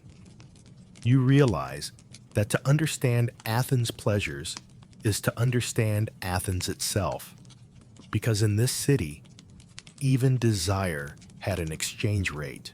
You pause at the edge of the agora, where a woman's laughter cuts through the night. A man tosses her a coin, and you wonder how much he paid. 1 obol? 1 drachma? 10? The answer doesn't matter as much as the truth behind it. The cost was never fixed, always shifting like the tides, always reminding you that in Athens, pleasure was a business as much as bread or pottery. And so you walk on, your purse lighter, your mind heavier, knowing that every silver coin you carry is not just money. It is a measure of Athens' fortunes and of your own place within them. The streets of Athens never run out of rumors. And as you pass from one quarter to another, you begin to hear the strangest whispers. The official prices, the drachmas and obols, tell one story. But the quirky, almost unbelievable services, that's where the gossip lives. Not every man sought just a bed or a flute song. Some wanted the unusual, the exotic, the bizarre. And Athens, never shy of experimentation, provided. Take the tale of the exotic dancers, courtesans who didn't simply recline and sing, but performed elaborate routines with veils, anklets, and torches. One writer joked that they danced like Maenads in Dionysus' grip, hair flying, bracelets clashing. while men clapped and shouted as though watching a play. The cost? Higher than a drachma, for sure. Maybe 5, maybe 10. And the joke went that some men left those rooms without ever reaching the bed. So entranced were they by the performance itself. Then there were the mythological role plays. Some hetaerae specialized in reenacting stories of the gods. A man might pay extra to see her dressed as Hera, demanding he beg like Zeus, or as Aphrodite, claiming he was Paris, forced to choose her beauty above all. It sounds absurd, but remember, myths weren't just stories. They were the cultural fabric of Athens. To embody them in the flesh was to bring heaven down to earth, if only for a night. You grin at the thought of some poor merchant fumbling his lines as Paris, while a courtesan corrected him with divine scorn.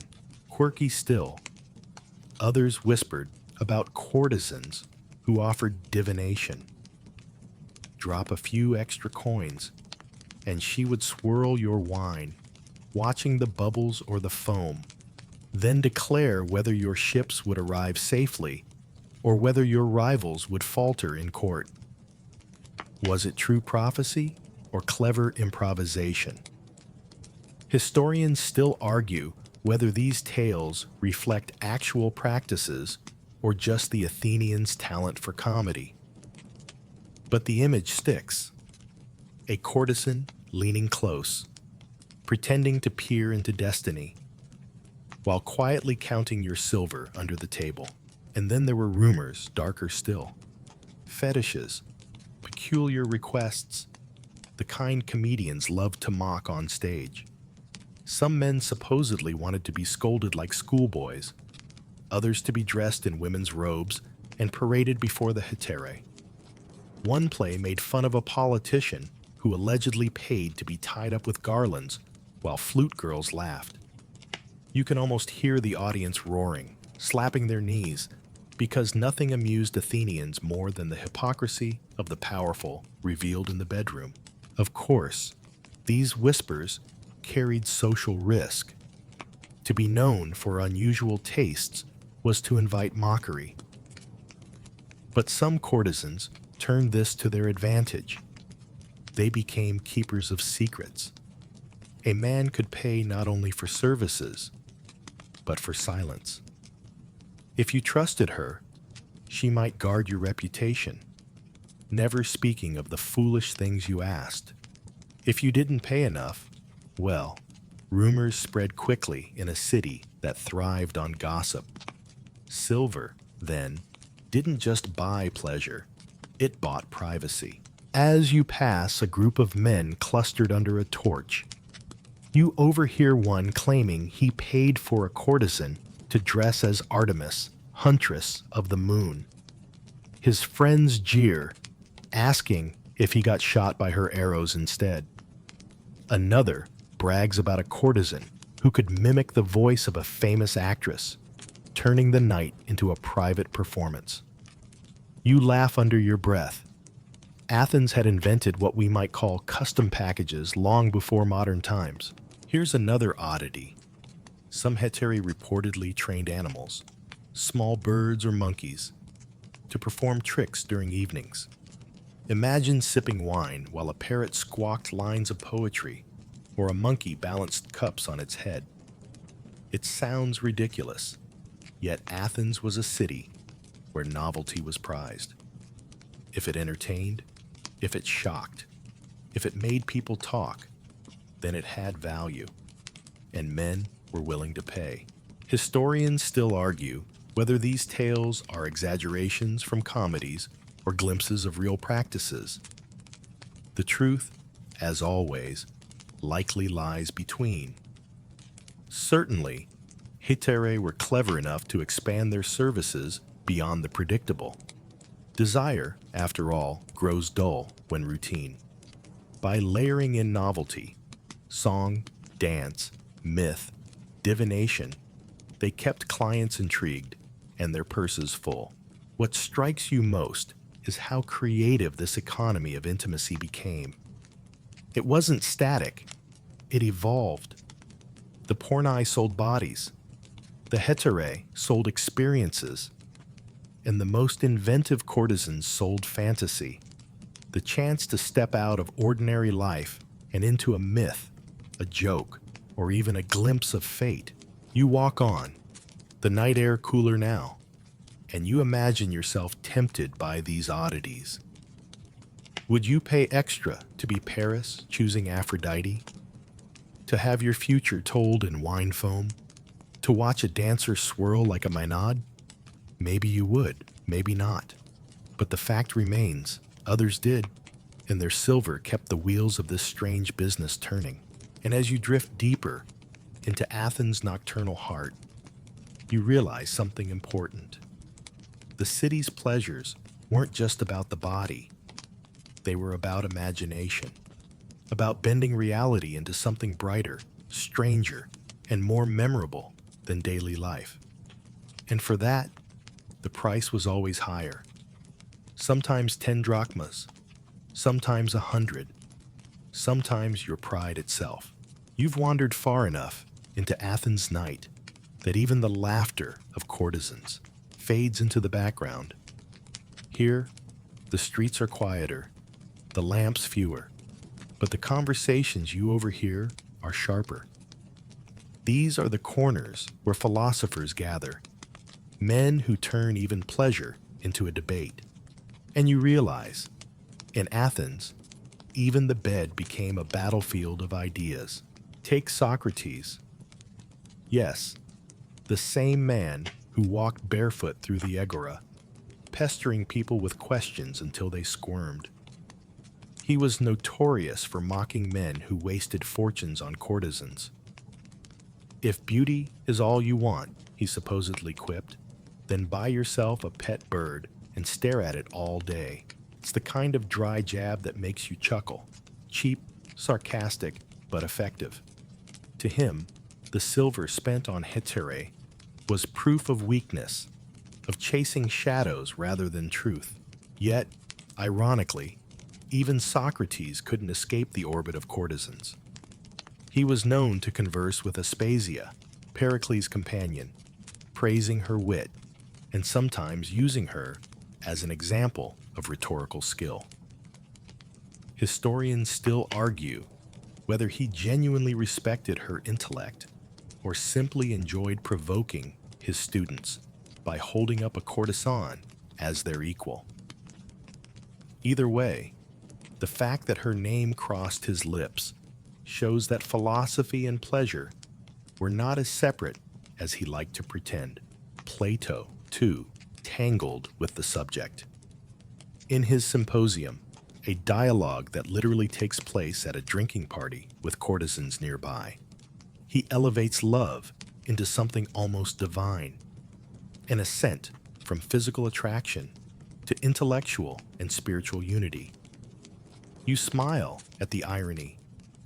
He delivers this lofty speech in the exact setting where hetaerae poured wine and teased philosophers. One can almost imagine a courtesan rolling her eyes at his abstractions while pocketing another drachma from the man beside him. Quirky tidbits slip into these philosophical tales. One story says Socrates once ignored the advances of the famously beautiful courtesan Theodote, spending the night in her company without so much as touching her. Instead, he lectured her about virtue, driving her half mad with boredom.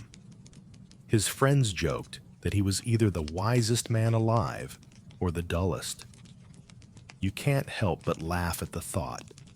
Socrates, sitting cross-legged on a couch, talking about the immortality of the soul, while Theodote yawned and twirled her hair. But philosophy wasn't always critical. Some thinkers admitted the role courtesans played in society. They argued that hetaerae provided not only companionship, but also a kind of balance, keeping men entertained, preventing them from disrupting households. even serving as muses for poetry and art. Without them, perhaps Athens' tragedies and comedies would lack their sharpness, their daring. After all, many plays mocked or celebrated courtesans, weaving them into the city's cultural memory. You pause by a small shrine where a group of students debates under lamplight. One insists that spending money on courtesans is foolish, a waste of drachmas that should be invested in philosophy. Another counters that the lessons of charm, conversation, and wit gained from hetaerae are just as valuable as any lecture. The debate grows heated, their gestures wild, until you realize they're reenacting the eternal question: is the price of pleasure justified, or is it a distraction from higher truths? Here's another quirky story. The cynics, those philosophers who scorned luxury, often mocked courtesans, but were accused of visiting them in secret. Diogenes, the famous cynic, once declared that using courtesans was like scratching an itch. Better to do it simply and cheaply than waste fortunes on spectacle. Yet even he was rumored to enjoy the company of flute girls now and then. Hypocrisy, it seems, is as old as philosophy itself. And then there's the paradox of love. Philosophers like Socrates insisted that true love, what the Greeks called eros, was not about bodies at all, but about the pursuit of beauty in the mind. Yet, when pressed, even these thinkers used metaphors drawn from desire. They compared wisdom to a courtesan, tempting, elusive, demanding payment in effort rather than silver. You can almost hear the chuckles of hetaerae in the background, amused that their lives became symbols in debates they were never invited to join. Still, for many men, philosophy and courtesans overlapped. A hetaerae could challenge you, laugh at your poor arguments, teach you to phrase words more cleverly. For aspiring politicians, that was priceless. Imagine rehearsing a speech with a courtesan who interrupts, corrects, even mocks you until your tongue sharpens. You'd pay not just for affection, but for training, leaving her house richer in skill than when you entered. Perhaps Socrates was wrong. Perhaps silver spent on pleasure sometimes bought wisdom too. Historians still argue whether hetaerae truly influenced philosophy, or whether their presence was simply too visible to ignore. But their names echo in the same texts as Plato, Socrates, and Xenophon. They were unavoidable. They sat in the symposia where ideas flowed as freely as wine, and their laughter became part of the very atmosphere where philosophy was born. As you leave the shrine, you think about this strange tension. On one side, men who preached austerity, urging citizens to save their drachmas for noble pursuits. On the other, the reality of courtesans, whose wit, beauty, and charm pulled those same drachmas into their purses. Philosophy tried to rise above the bed, but the bed always pulled it back down. And maybe that's the truest lesson Athens has to teach. Even in the city of Socrates and Plato, ideals lived side by side with indulgence. Silver bought both scrolls and kisses, and men had to decide each night which gave them more meaning. You smirk at the thought. Perhaps the real philosophers of Athens were the courtesans themselves. After all, they asked the same question every night. What do you value more, your coins, your pride, or your fleeting happiness? And the men, fumbling with purses and excuses, gave answers truer than any written in Plato's dialogues. The laughter fades as you wander from the symposium quarter toward quieter streets. Here, the glamour of hetaerae dissolves, replaced by something harsher, the reality of the women themselves.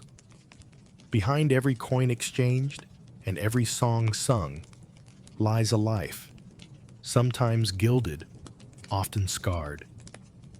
To understand Athens's pleasures, you must look beyond the glittering surface and into the hidden griefs of those who provided them. At the bottom were the porni, enslaved women forced into service. Bought in markets like cattle, they had no say in their fate. Many were foreigners, captives from Thrace, Asia Minor, or the Black Sea, dragged into brothels where their only value was the silver they could earn for their masters. For them, an obol was not a wage, but a shackle. The more they earned, the more tightly their owners clung to them.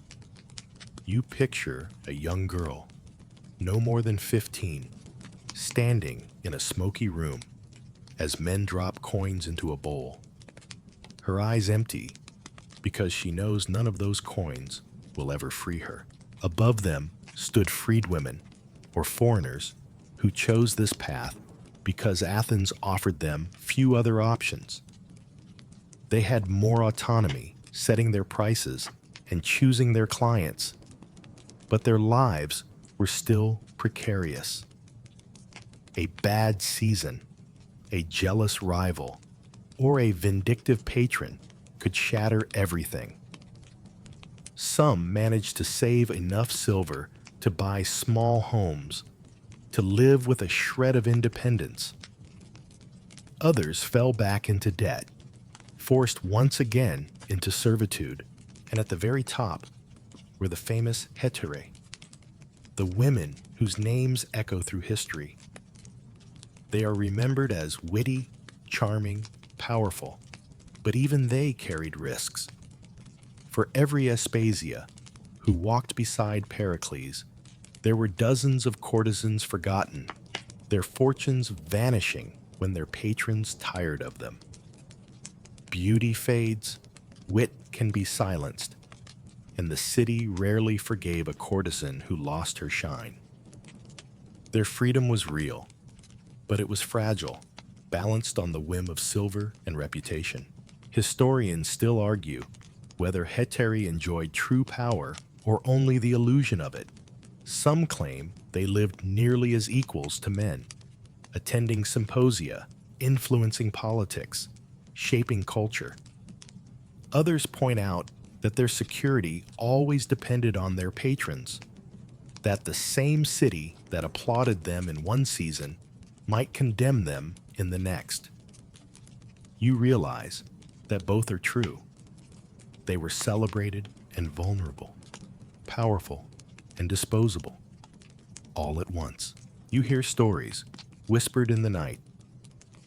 One courtesan, Lais, was so beautiful that men supposedly bid fortunes for her company. Yet she died alone. Her fame evaporated. Another, Phryne, used her wealth to bribe her way out of a trial, allegedly bearing her body before the jury to prove she embodied divine beauty. Quirky, yes, but also telling. Her power was not in law or reason, but in the spectacle of her body, the same thing that had always been her currency. Step into a small brothel now. The rooms are narrow, the walls cracked. You see women sitting silently, waiting for men to choose them like wares in a market. Their painted smiles hide exhaustion. You realize that for them, the night never ends. It repeats, coin after coin, face after face. Their grief is quiet, almost invisible, drowned beneath the laughter of those who buy them. And yet, without them, the city's economy of pleasure would collapse. Contrast that with the life of a famed hetaera. Her home might be filled with imported carpets, her shelves lined with fine pottery. Patrons bring gifts, gold jewelry, fabrics dyed purple, perfumes from Egypt. She attends symposia where men quote her jokes the next day. She has freedom to speak, to travel, to live beyond the walls that confined respectable wives. And yet, her security is always conditional. One scandal, one political rival, one jealous lover, and she could be dragged into court, accused of impiety, of corruption, of being a danger to society. There's a quirky anecdote about Aspasia herself. Some comedians mocked her as the new Helen, accusing her of causing wars with her beauty. Imagine the sting of that joke. Your wit and influence reduced to a punchline about lust and destruction. It shows how courtesans lived always at the edge of admiration and ridicule, never safe from becoming symbols in other people's stories. You realize, too, how rarely their own voices survive. Almost everything we know about courtesans comes from men, philosophers, comedians, historians, each with their own agenda. The women themselves left few words. Their grief is preserved only in silence, in the spaces between men's jokes and accusations. That silence weighs heavy, like a missing note in a song. As you walk further, the contrast sharpens. On one side of Athens, a hetaerae sings at a symposium, earning 10 drachmas for her cleverness. On the other side, a porne huddles in a smoky room, her body sold for an obol she will never touch. Both are part of the same system, both invisible in different ways. Historians still argue whether these women saw themselves as victims or survivors. Some surely despaired, trapped in endless cycles. Others likely took pride in their wit, their resilience, their ability to outmaneuver men in a city that underestimated them. Perhaps the truth lies in the middle. They were women who lived within a system not of their making, doing what they could with the choices, limited or abundant, before them. You stop by a fountain, watching the water trickle in moonlight. You think of all the courtesans whose laughter once echoed here, whose silver once built temples and walls, whose names are now forgotten. Behind every coin you've spent tonight lies a story, half hidden, half lost. And in those stories, the truth of Athens' pleasures is revealed. They were built not only on silver, but on the grief and resilience of the women who provided them. And as you move on, you realize that to tell their story honestly, you must carry both halves, the glitter and the grief, side by side, as inseparable as the two faces of a coin. The streets are unusually crowded tonight, and you quickly discover why. The festival of Dionysus is underway. Athens has surrendered itself to the god of wine, madness, and theater.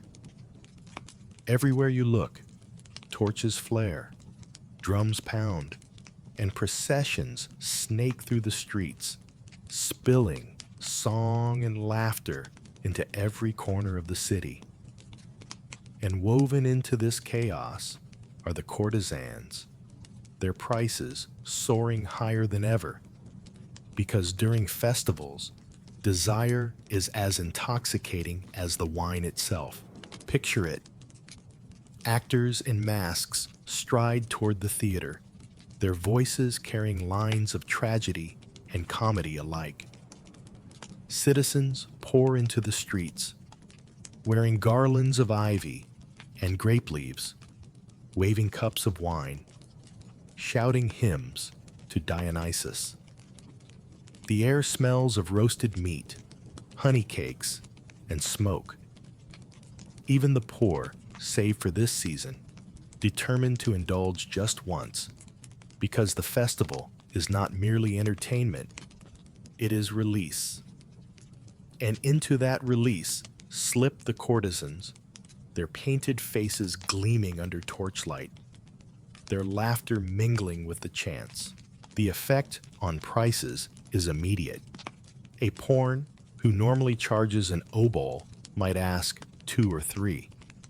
A hetaerae who usually expects 10 drachmas might double her fee. Men grumble, but they pay, because during the Dionysia, the city feels drenched in magic. To walk with a courtesan on this night is to be seen as chosen, touched by the god himself. Historians still argue whether prices truly doubled or whether comic plays exaggerated, but even if it was only partly true, the perception was real. Festivals inflated everything, from wine to women. You weave into the crowd, and it feels like stepping into a storm. Drunken youths throw garlands around each other's necks. Old men shout advice about plays. Women clap their hands to the beat of tambourines.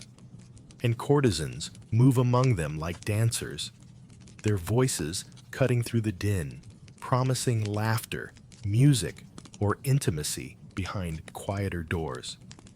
For a price, of course, a higher price than yesterday. But no one dares complain when Dionysus rules. Here's a quirky tidbit. Some sources claim courtesans were invited to theater performances alongside men, reclining in reserved spots where they could be admired as much as the actors. Imagine a hetaerae like Phryne entering the theater, draped in purple, her perfume reaching rows away. The crowd would whisper about how much she cost, whether she would spend the night with a general or a poet, whether her laughter later would be louder than the chorus on stage. In that moment, she was both audience and spectacle, the festival's living ornament. The Dionysia wasn't the only festival where pleasure mingled with ritual. During the Anthesteria, another wine-soaked celebration, courtesans were said to be in even greater demand. Some rituals involved the symbolic marriage of women to Dionysus himself. You grin, imagining courtesans offering their own parody of that sacred rite for men willing to pay. Religion and indulgence danced together shamelessly in Athens, and courtesans knew how to charge for the dance. And then there was the atmosphere of permission. On ordinary nights, men might hide their visits to brothels or courtesans. But during festivals, the rules softened. Drunken processions wound through the city, men openly stumbling with courtesans on their arms. To indulge was not only accepted, but expected, as though to deny yourself was to insult the god. The courtesans thrived on this shift, raising their fees without fear, knowing that Dionysus himself seemed to bless their profits. Historians still debate how much the state tolerated or even encouraged this behavior. Some suggest the taxes collected during festivals were a major source of revenue, a clever way for Athens to turn pleasure into public works.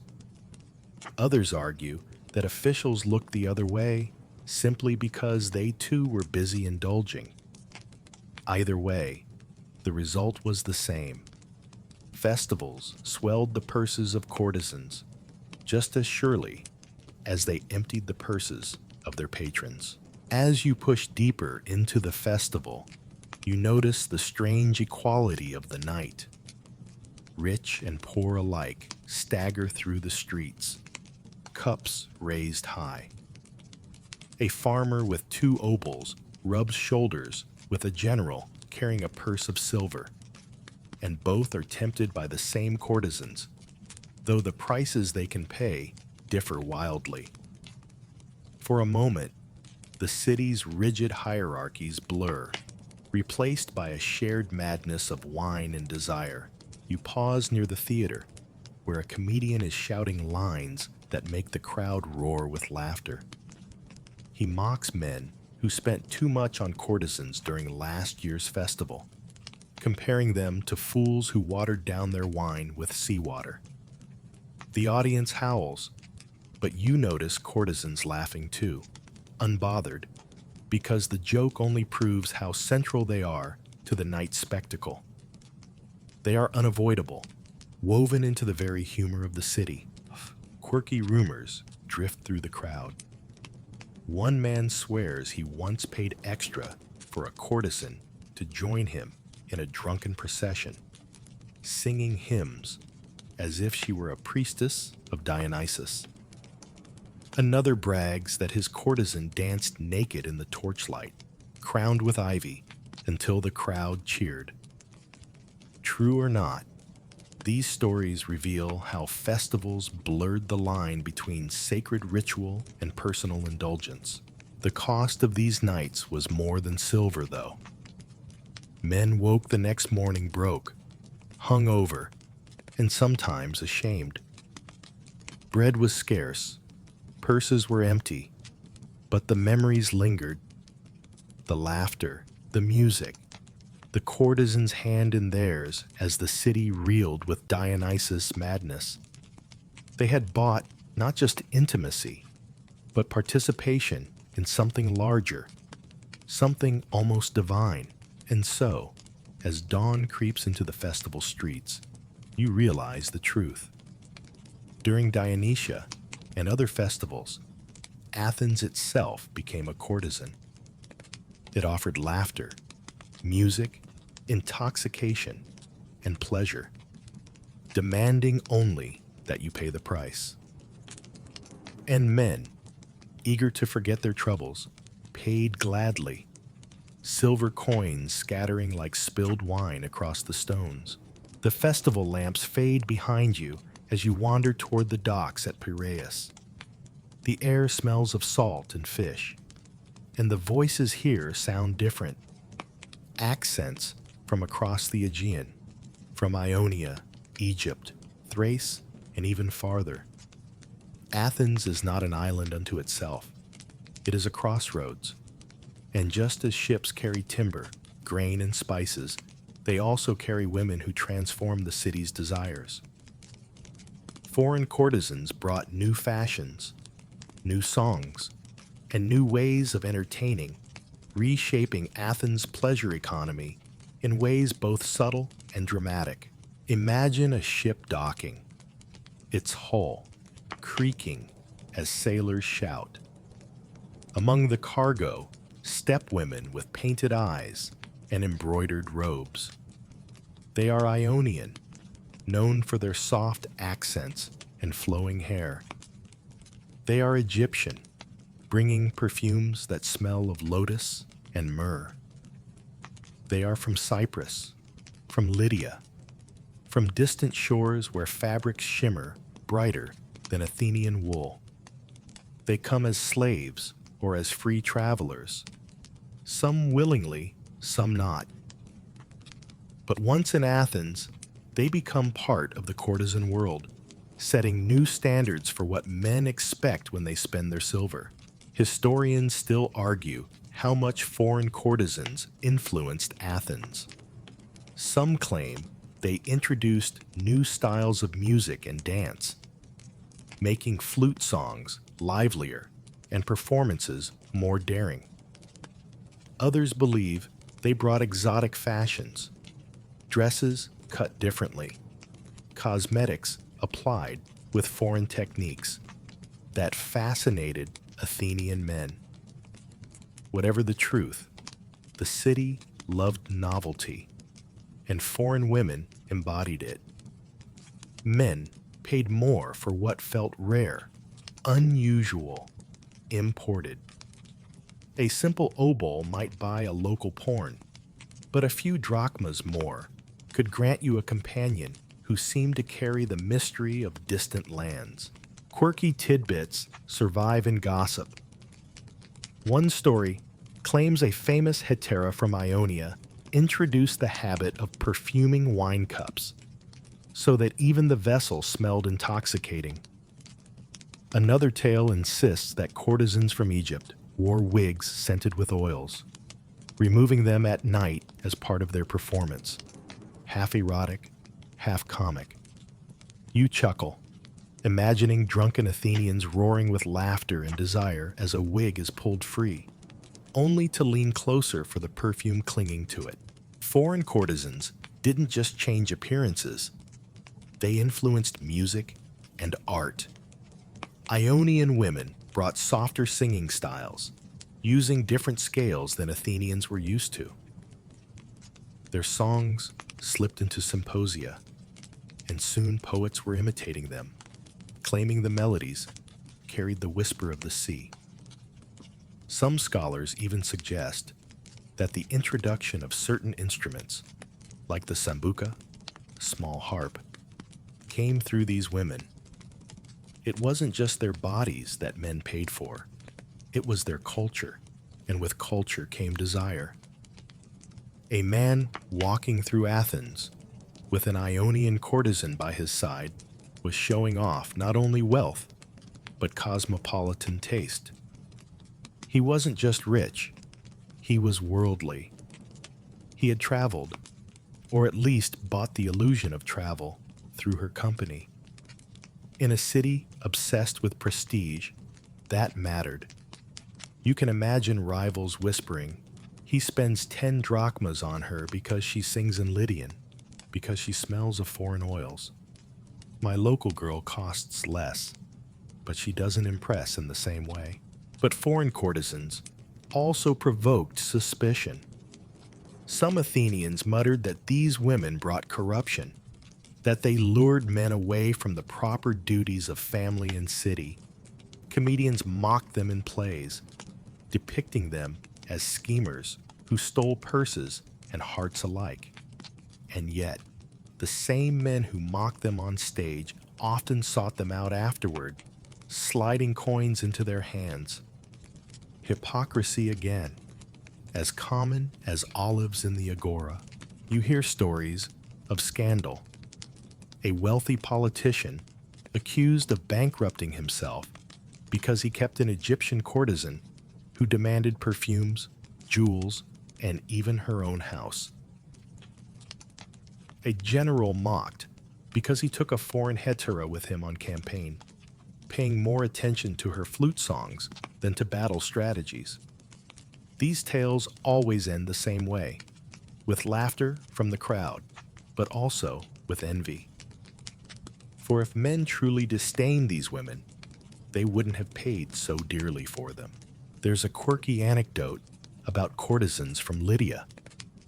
They supposedly painted their skin paler with powders, a fashion unfamiliar in Athens at first. Soon, local courtesans imitated the style, and pale faces became fashionable. You realize this is another example of how quickly novelty turns into norm. What began as exotic soon became the city's standard, reshaping beauty itself. Historians still argue whether these women were truly free to choose their lives in Athens, or whether they were trapped by circumstance. Many were enslaved, bought at ports, dragged into brothels. But some clearly carved out influence, using their foreignness as a weapon, turning difference into allure. They were both exploited and celebrated, powerless and powerful, depending on whose story you read. You pause near the docks, watching sailors gamble with dice as courtesans drift among them. The men brag, argue, laugh, clutching their purses tightly because they know that novelty costs more. One sailor mutters that he'll save for weeks just to spend a night with a woman who sings in a language he barely understands. Another boasts that he already has, and that her laugh was worth every coin. As dawn approaches, you realize how much Athens thrived on foreign influence. Its philosophy, its art, its architecture, all borrowed, adapted, reshaped. Why should its pleasures be any different? Courtesans from Ionia, Lydia, Egypt, and beyond wove themselves into the fabric of the city, turning silver into songs, dances, perfumes, and fashions that Athenians carried forward. And so, as you leave the harbor, you know this. The cost of pleasure in Athens wasn't just measured in coins. It was measured in how much the city was willing to pay for the exotic, the unfamiliar, the foreign. In every drachma tossed to a courtesan from abroad, Athens revealed its hunger, not only for desire, but for novelty, for something beyond itself. The lamps of Athens flicker low now, and yet the city does not sleep. You find yourself drawn toward the bureaucratic heart of the polis, where even the most private pleasures are caught in the web of law and regulation. For in Athens, intimacy was not merely tolerated, it was taxed, legislated, and woven into civic life. The city itself profited from every sigh, every coin that crossed a courtesan's hand. It begins with Solon, the great lawgiver of the 6th century BCE. Legend insists that he founded public brothels, setting prices so low, just one-obol, that even the poorest citizen could partake. Historians still argue whether this tale is true or merely a comic invention, but the idea stuck. Solon, the same man who reformed debts and balanced class tensions, supposedly also balanced desire by ensuring cheap, regulated pleasure. If true, it makes Athens perhaps the first city in history to treat prostitution as a state service. You can almost imagine him, quill in hand, muttering, "Bread for the belly, brothels for the body. Both must be affordable." But Athens went further than legend. Brothels, whether truly founded by Solon or not, were subject to taxation. Every coin dropped into a madam's bowl sent a fraction into the city's treasury. This meant the state had a vested interest in keeping these establishments running smoothly. Roads, temples, even theaters might have been built, partly from silver, first exchanged for fleeting pleasures. You smirk, realizing that the Parthenon itself might have a hidden foundation in size and laughter. The city also regulated where courtesans could operate. Porni were often confined to certain districts, their brothels marked discreetly with lamps or painted symbols. Hetaerae, meanwhile, lived more freely, but were subject to scrutiny, especially if their influence stretched into politics. At times, the assembly debated their presence, torn between disapproval and recognition of their economic value. Here's a quirky tidbit. Some records suggest brothel owners had to keep detailed accounts, almost like merchants, tracking how many clients passed through their doors. Imagine the ledgers, rows of numbers, each representing a man who thought his night was private, now immortalized in ink. Privacy, it seems, was always an illusion. Laws also shaped the lives of the women themselves. Citizens' wives were expected to remain indoors, managing households, invisible to public life. Courtesans, however, moved freely, but at a price. They were excluded from citizenship, denied the rights of wives, often foreigners or freedwomen. Their freedom was paradoxical. They could own property, manage their own earnings, even sue in court.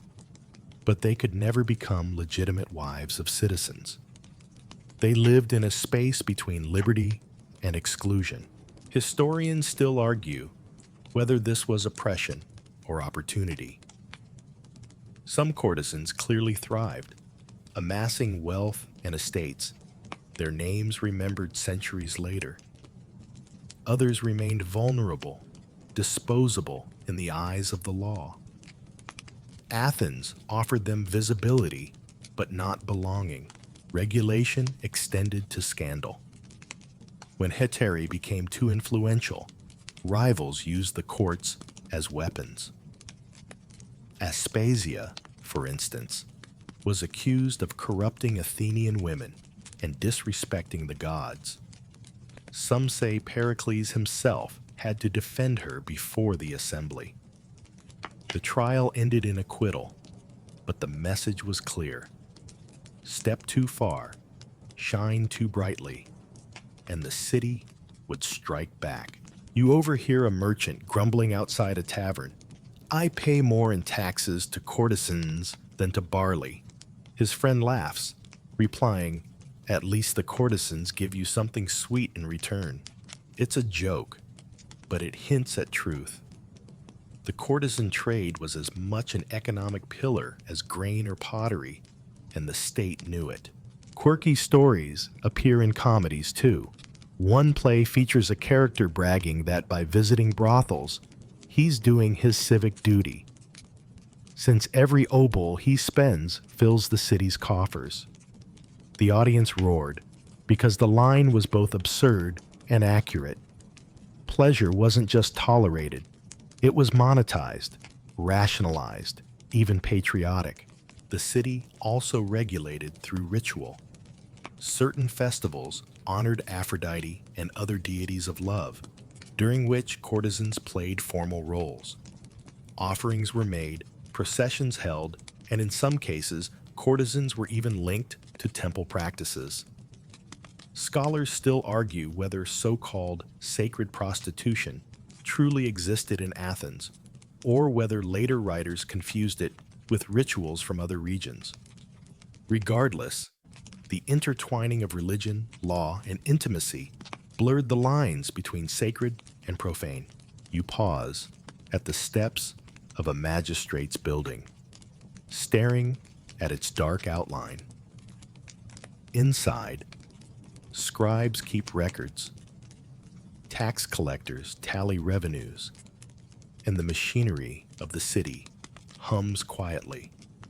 Somewhere in those scrolls are the numbers. How many drachmas flowed from brothels? How many fines were paid by courtesans? How much silver lined the state's purse from the economy of desire? It is a reminder that behind every intimate exchange lay the eyes of the city, counting, profiting, regulating. And yet, for all this oversight, the system thrived. Men kept visiting, courtesans kept earning, and Athens kept building. Desire was not a hidden shame, but a regulated necessity, folded neatly into the city's survival. It makes you wonder, perhaps Athens was less hypocritical than later societies. At least here, the state admitted the truth. Pleasure has a price, and that price can fund an empire. As dawn creeps over the Acropolis, gilding the temples with first light, you realize how deeply law and lust were entwined. Athens, the birthplace of democracy and philosophy, was also the birthplace of state-regulated pleasure. And in its own way, that balance of silver and size kept the city alive. Long after the lamps of the brothels had burned out, the sun creeps higher now, painting the marble columns with pale gold, but Athens still buzzes with murmurs, not about philosophers or generals, but about scandals. You soon realize that hetaerae were not just entertainers, they were lightning rods. Their laughter could could ruin reputations, their favors could sway politics, and their names lingered in courtrooms and comedies long after their beauty faded. Take Aspasia, the most famous of all.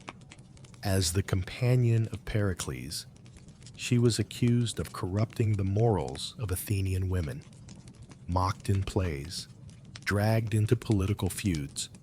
Historians still argue whether she truly shaped Pericles' policies or whether rivals simply used her as an easy target. Either way, she embodied a dangerous truth. A courtesan could wield influence over men who shaped empires. That possibility alone terrified Athens' conservative voices. Then there's Phryne, whose beauty was so legendary that she faced trial for impiety. One tale claims her defender tore open her robe before the jury, revealing her body as proof that she was favored by the gods. Quirky, yes, but effective. She was acquitted, because who would dare condemn someone who looked like a goddess? You laugh, shaking your head. Only in Athens could a courtroom turn into a theater, where a woman's body became her best legal argument. These scandals reveal a contradiction. Courtesans were admired for their wit and beauty, yet despised for their freedom. They could be muses to poets, confidants to generals, lovers to philosophers. But when men felt threatened, courtesans became scapegoats, accused of arrogance, greed, or sacrilege. Their visibility was both their weapon and their vulnerability. Quirky anecdotes echo through the streets. One comedy mocked a politician who spent more on flute girls than on military supplies, suggesting Athens might lose wars because generals were too busy reclining on couches. The audience howled with laughter, but beneath the joke lay unease. Everyone knew money and attention flowed as much toward hetaerae as toward civic duty. You overhear men gossiping at a fountain. One insists a famous hetaerae bribed her way into influencing a court case, whispering to jurors at night. Another claims a rival politician was humiliated when his hetaerae left him for an enemy, turning private insult into public shame. Whether true or not, these stories spread faster than wildfire because in Athens, scandal was entertainment. Historians still argue about how much power courtesans really had. Were they true movers of politics or simply convenient symbols men used to explain failures? The debate continues, but what's undeniable is that their names survive in the same breath as statesmen, philosophers, and generals. That alone shows their impact. And then there were the scandals of money. Men bankrupted themselves for courtesans, selling property, begging loans, ruining families. When this happened, blame rarely fell on the men. Instead, the courtesans were accused of greed, as though their beauty forced coins out of purses. A strange reversal. Athens prided itself on rational men, yet here, desire excused irrationality. You pause at the theater of Dionysus, where plays once mocked these very scandals.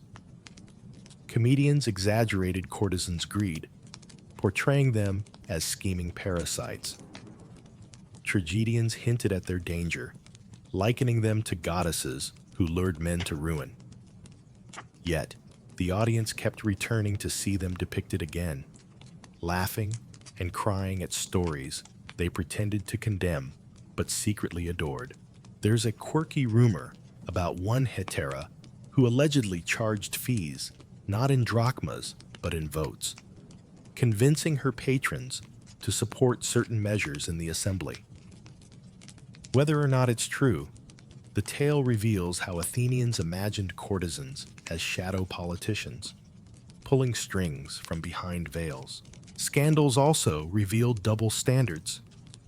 Respectable wives were hidden away, silent and invisible, while courtesans became the faces everyone knew, discussed, mocked, and envied.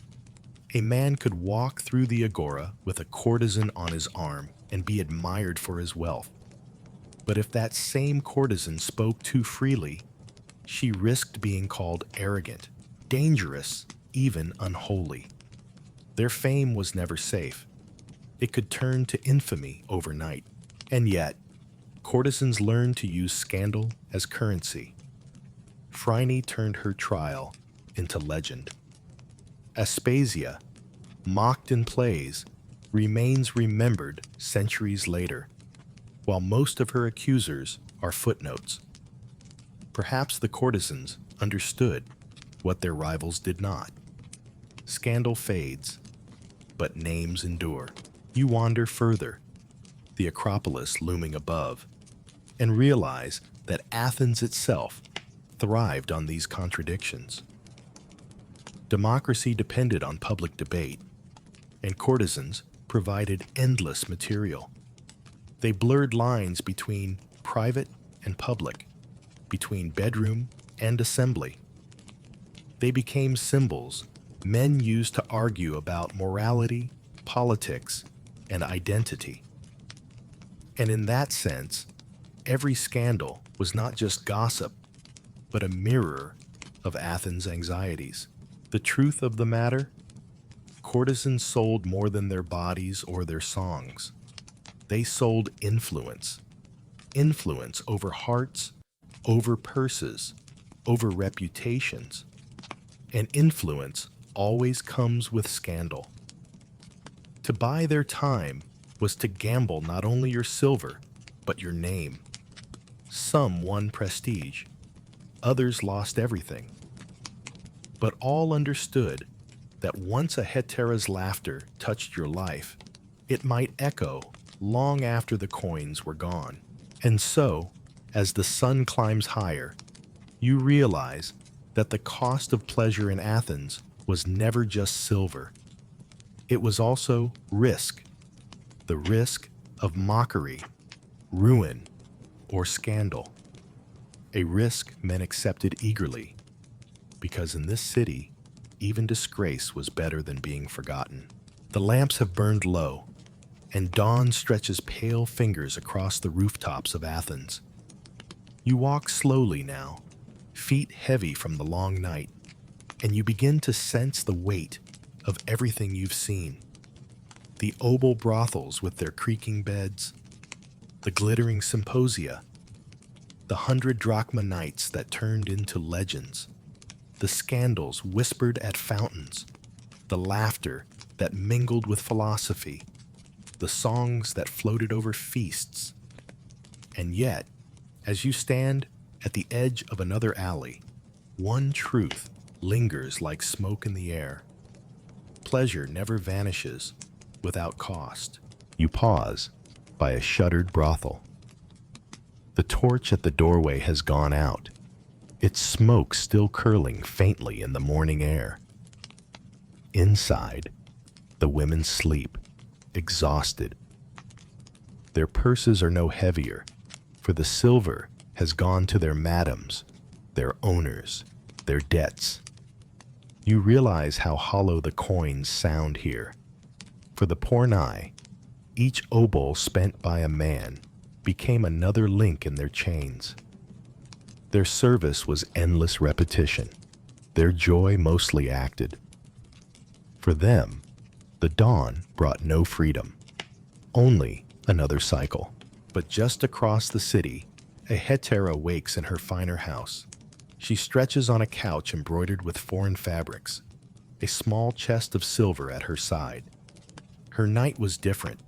She dined with poets, laughed at jokes, played a song, whispered clever words. Her purse is heavier now. She has freedom to buy jewelry, to hire servants, to plan her day as she pleases.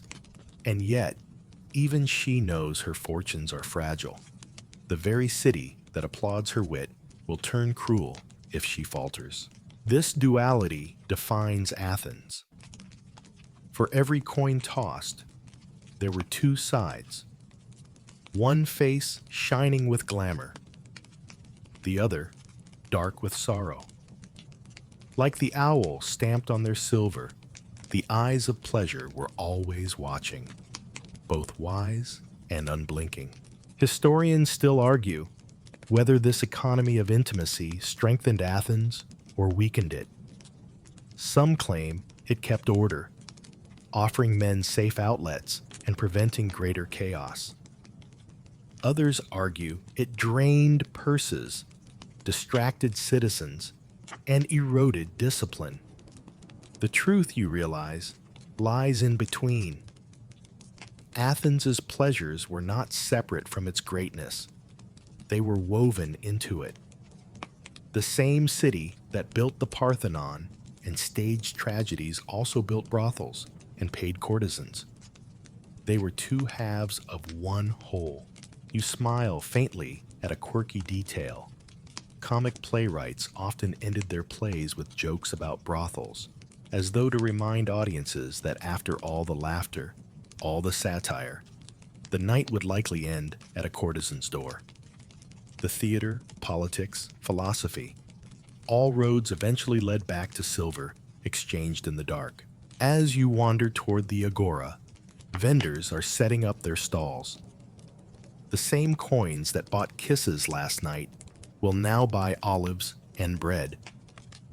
The city moves on, pretending nothing unusual happened. But in truth, everything last night will echo in today's business, in tomorrow's gossip, in the memory of men who spent their silver too freely. You stop and listen. Somewhere, a man brags about his hetaerae, exaggerating how many drachmas he spent. Another grumbles that his purse is empty, but at least he tasted joy. Another mutters regret, wishing he had saved his coin for sandals. Their voices blend into the hum of the market, and you realize the true price of pleasure was not only silver, but the stories it created. For men paid not just for women's time, but for tales they could retell, for pride or laughter or even shame. And what of you? Your purse is lighter now, your body weary, but you carry with you an understanding. In Athens, nothing, neither bread, nor politics, nor beauty, came without cost. And when dawn rose, the price of pleasure lingered not in your hand, but in your memory. You turn one last time, gazing back at the city. The temples gleam in the new sun, noble and eternal. But in the alleys and houses, behind the laughter and the songs, lies the other Athens, an Athens built on silver coins that bought fleeting warmth. Together, both cities, one of marble, one of sighs, made Athens what it was. And as you take a deep breath, you understand. The true story of pleasure in ancient Greece is not about coins alone. It is about choices, about the endless balance between desire and survival, about the myths men wove from their nights and the women who bore the weight of them. A candle fades, a purse empties, but the memory remains, flickering like a lamp in the dawn. That is the final cost, the echo of a night you can never truly buy back. So now, as the night closes on our long journey through the streets of Athens, you can let your mind drift gently away from the silver coins, the songs of flute girls, and the laughter of symposia. You've walked the alleys of one-obol brothels. You've reclined on couches beside hetaerae. You've overheard scandals whispered at fountains, and you've felt the weight of every coin that passed from palm to palm. But the story has reached its quiet end, and it's time to soften the light. Breathe slowly.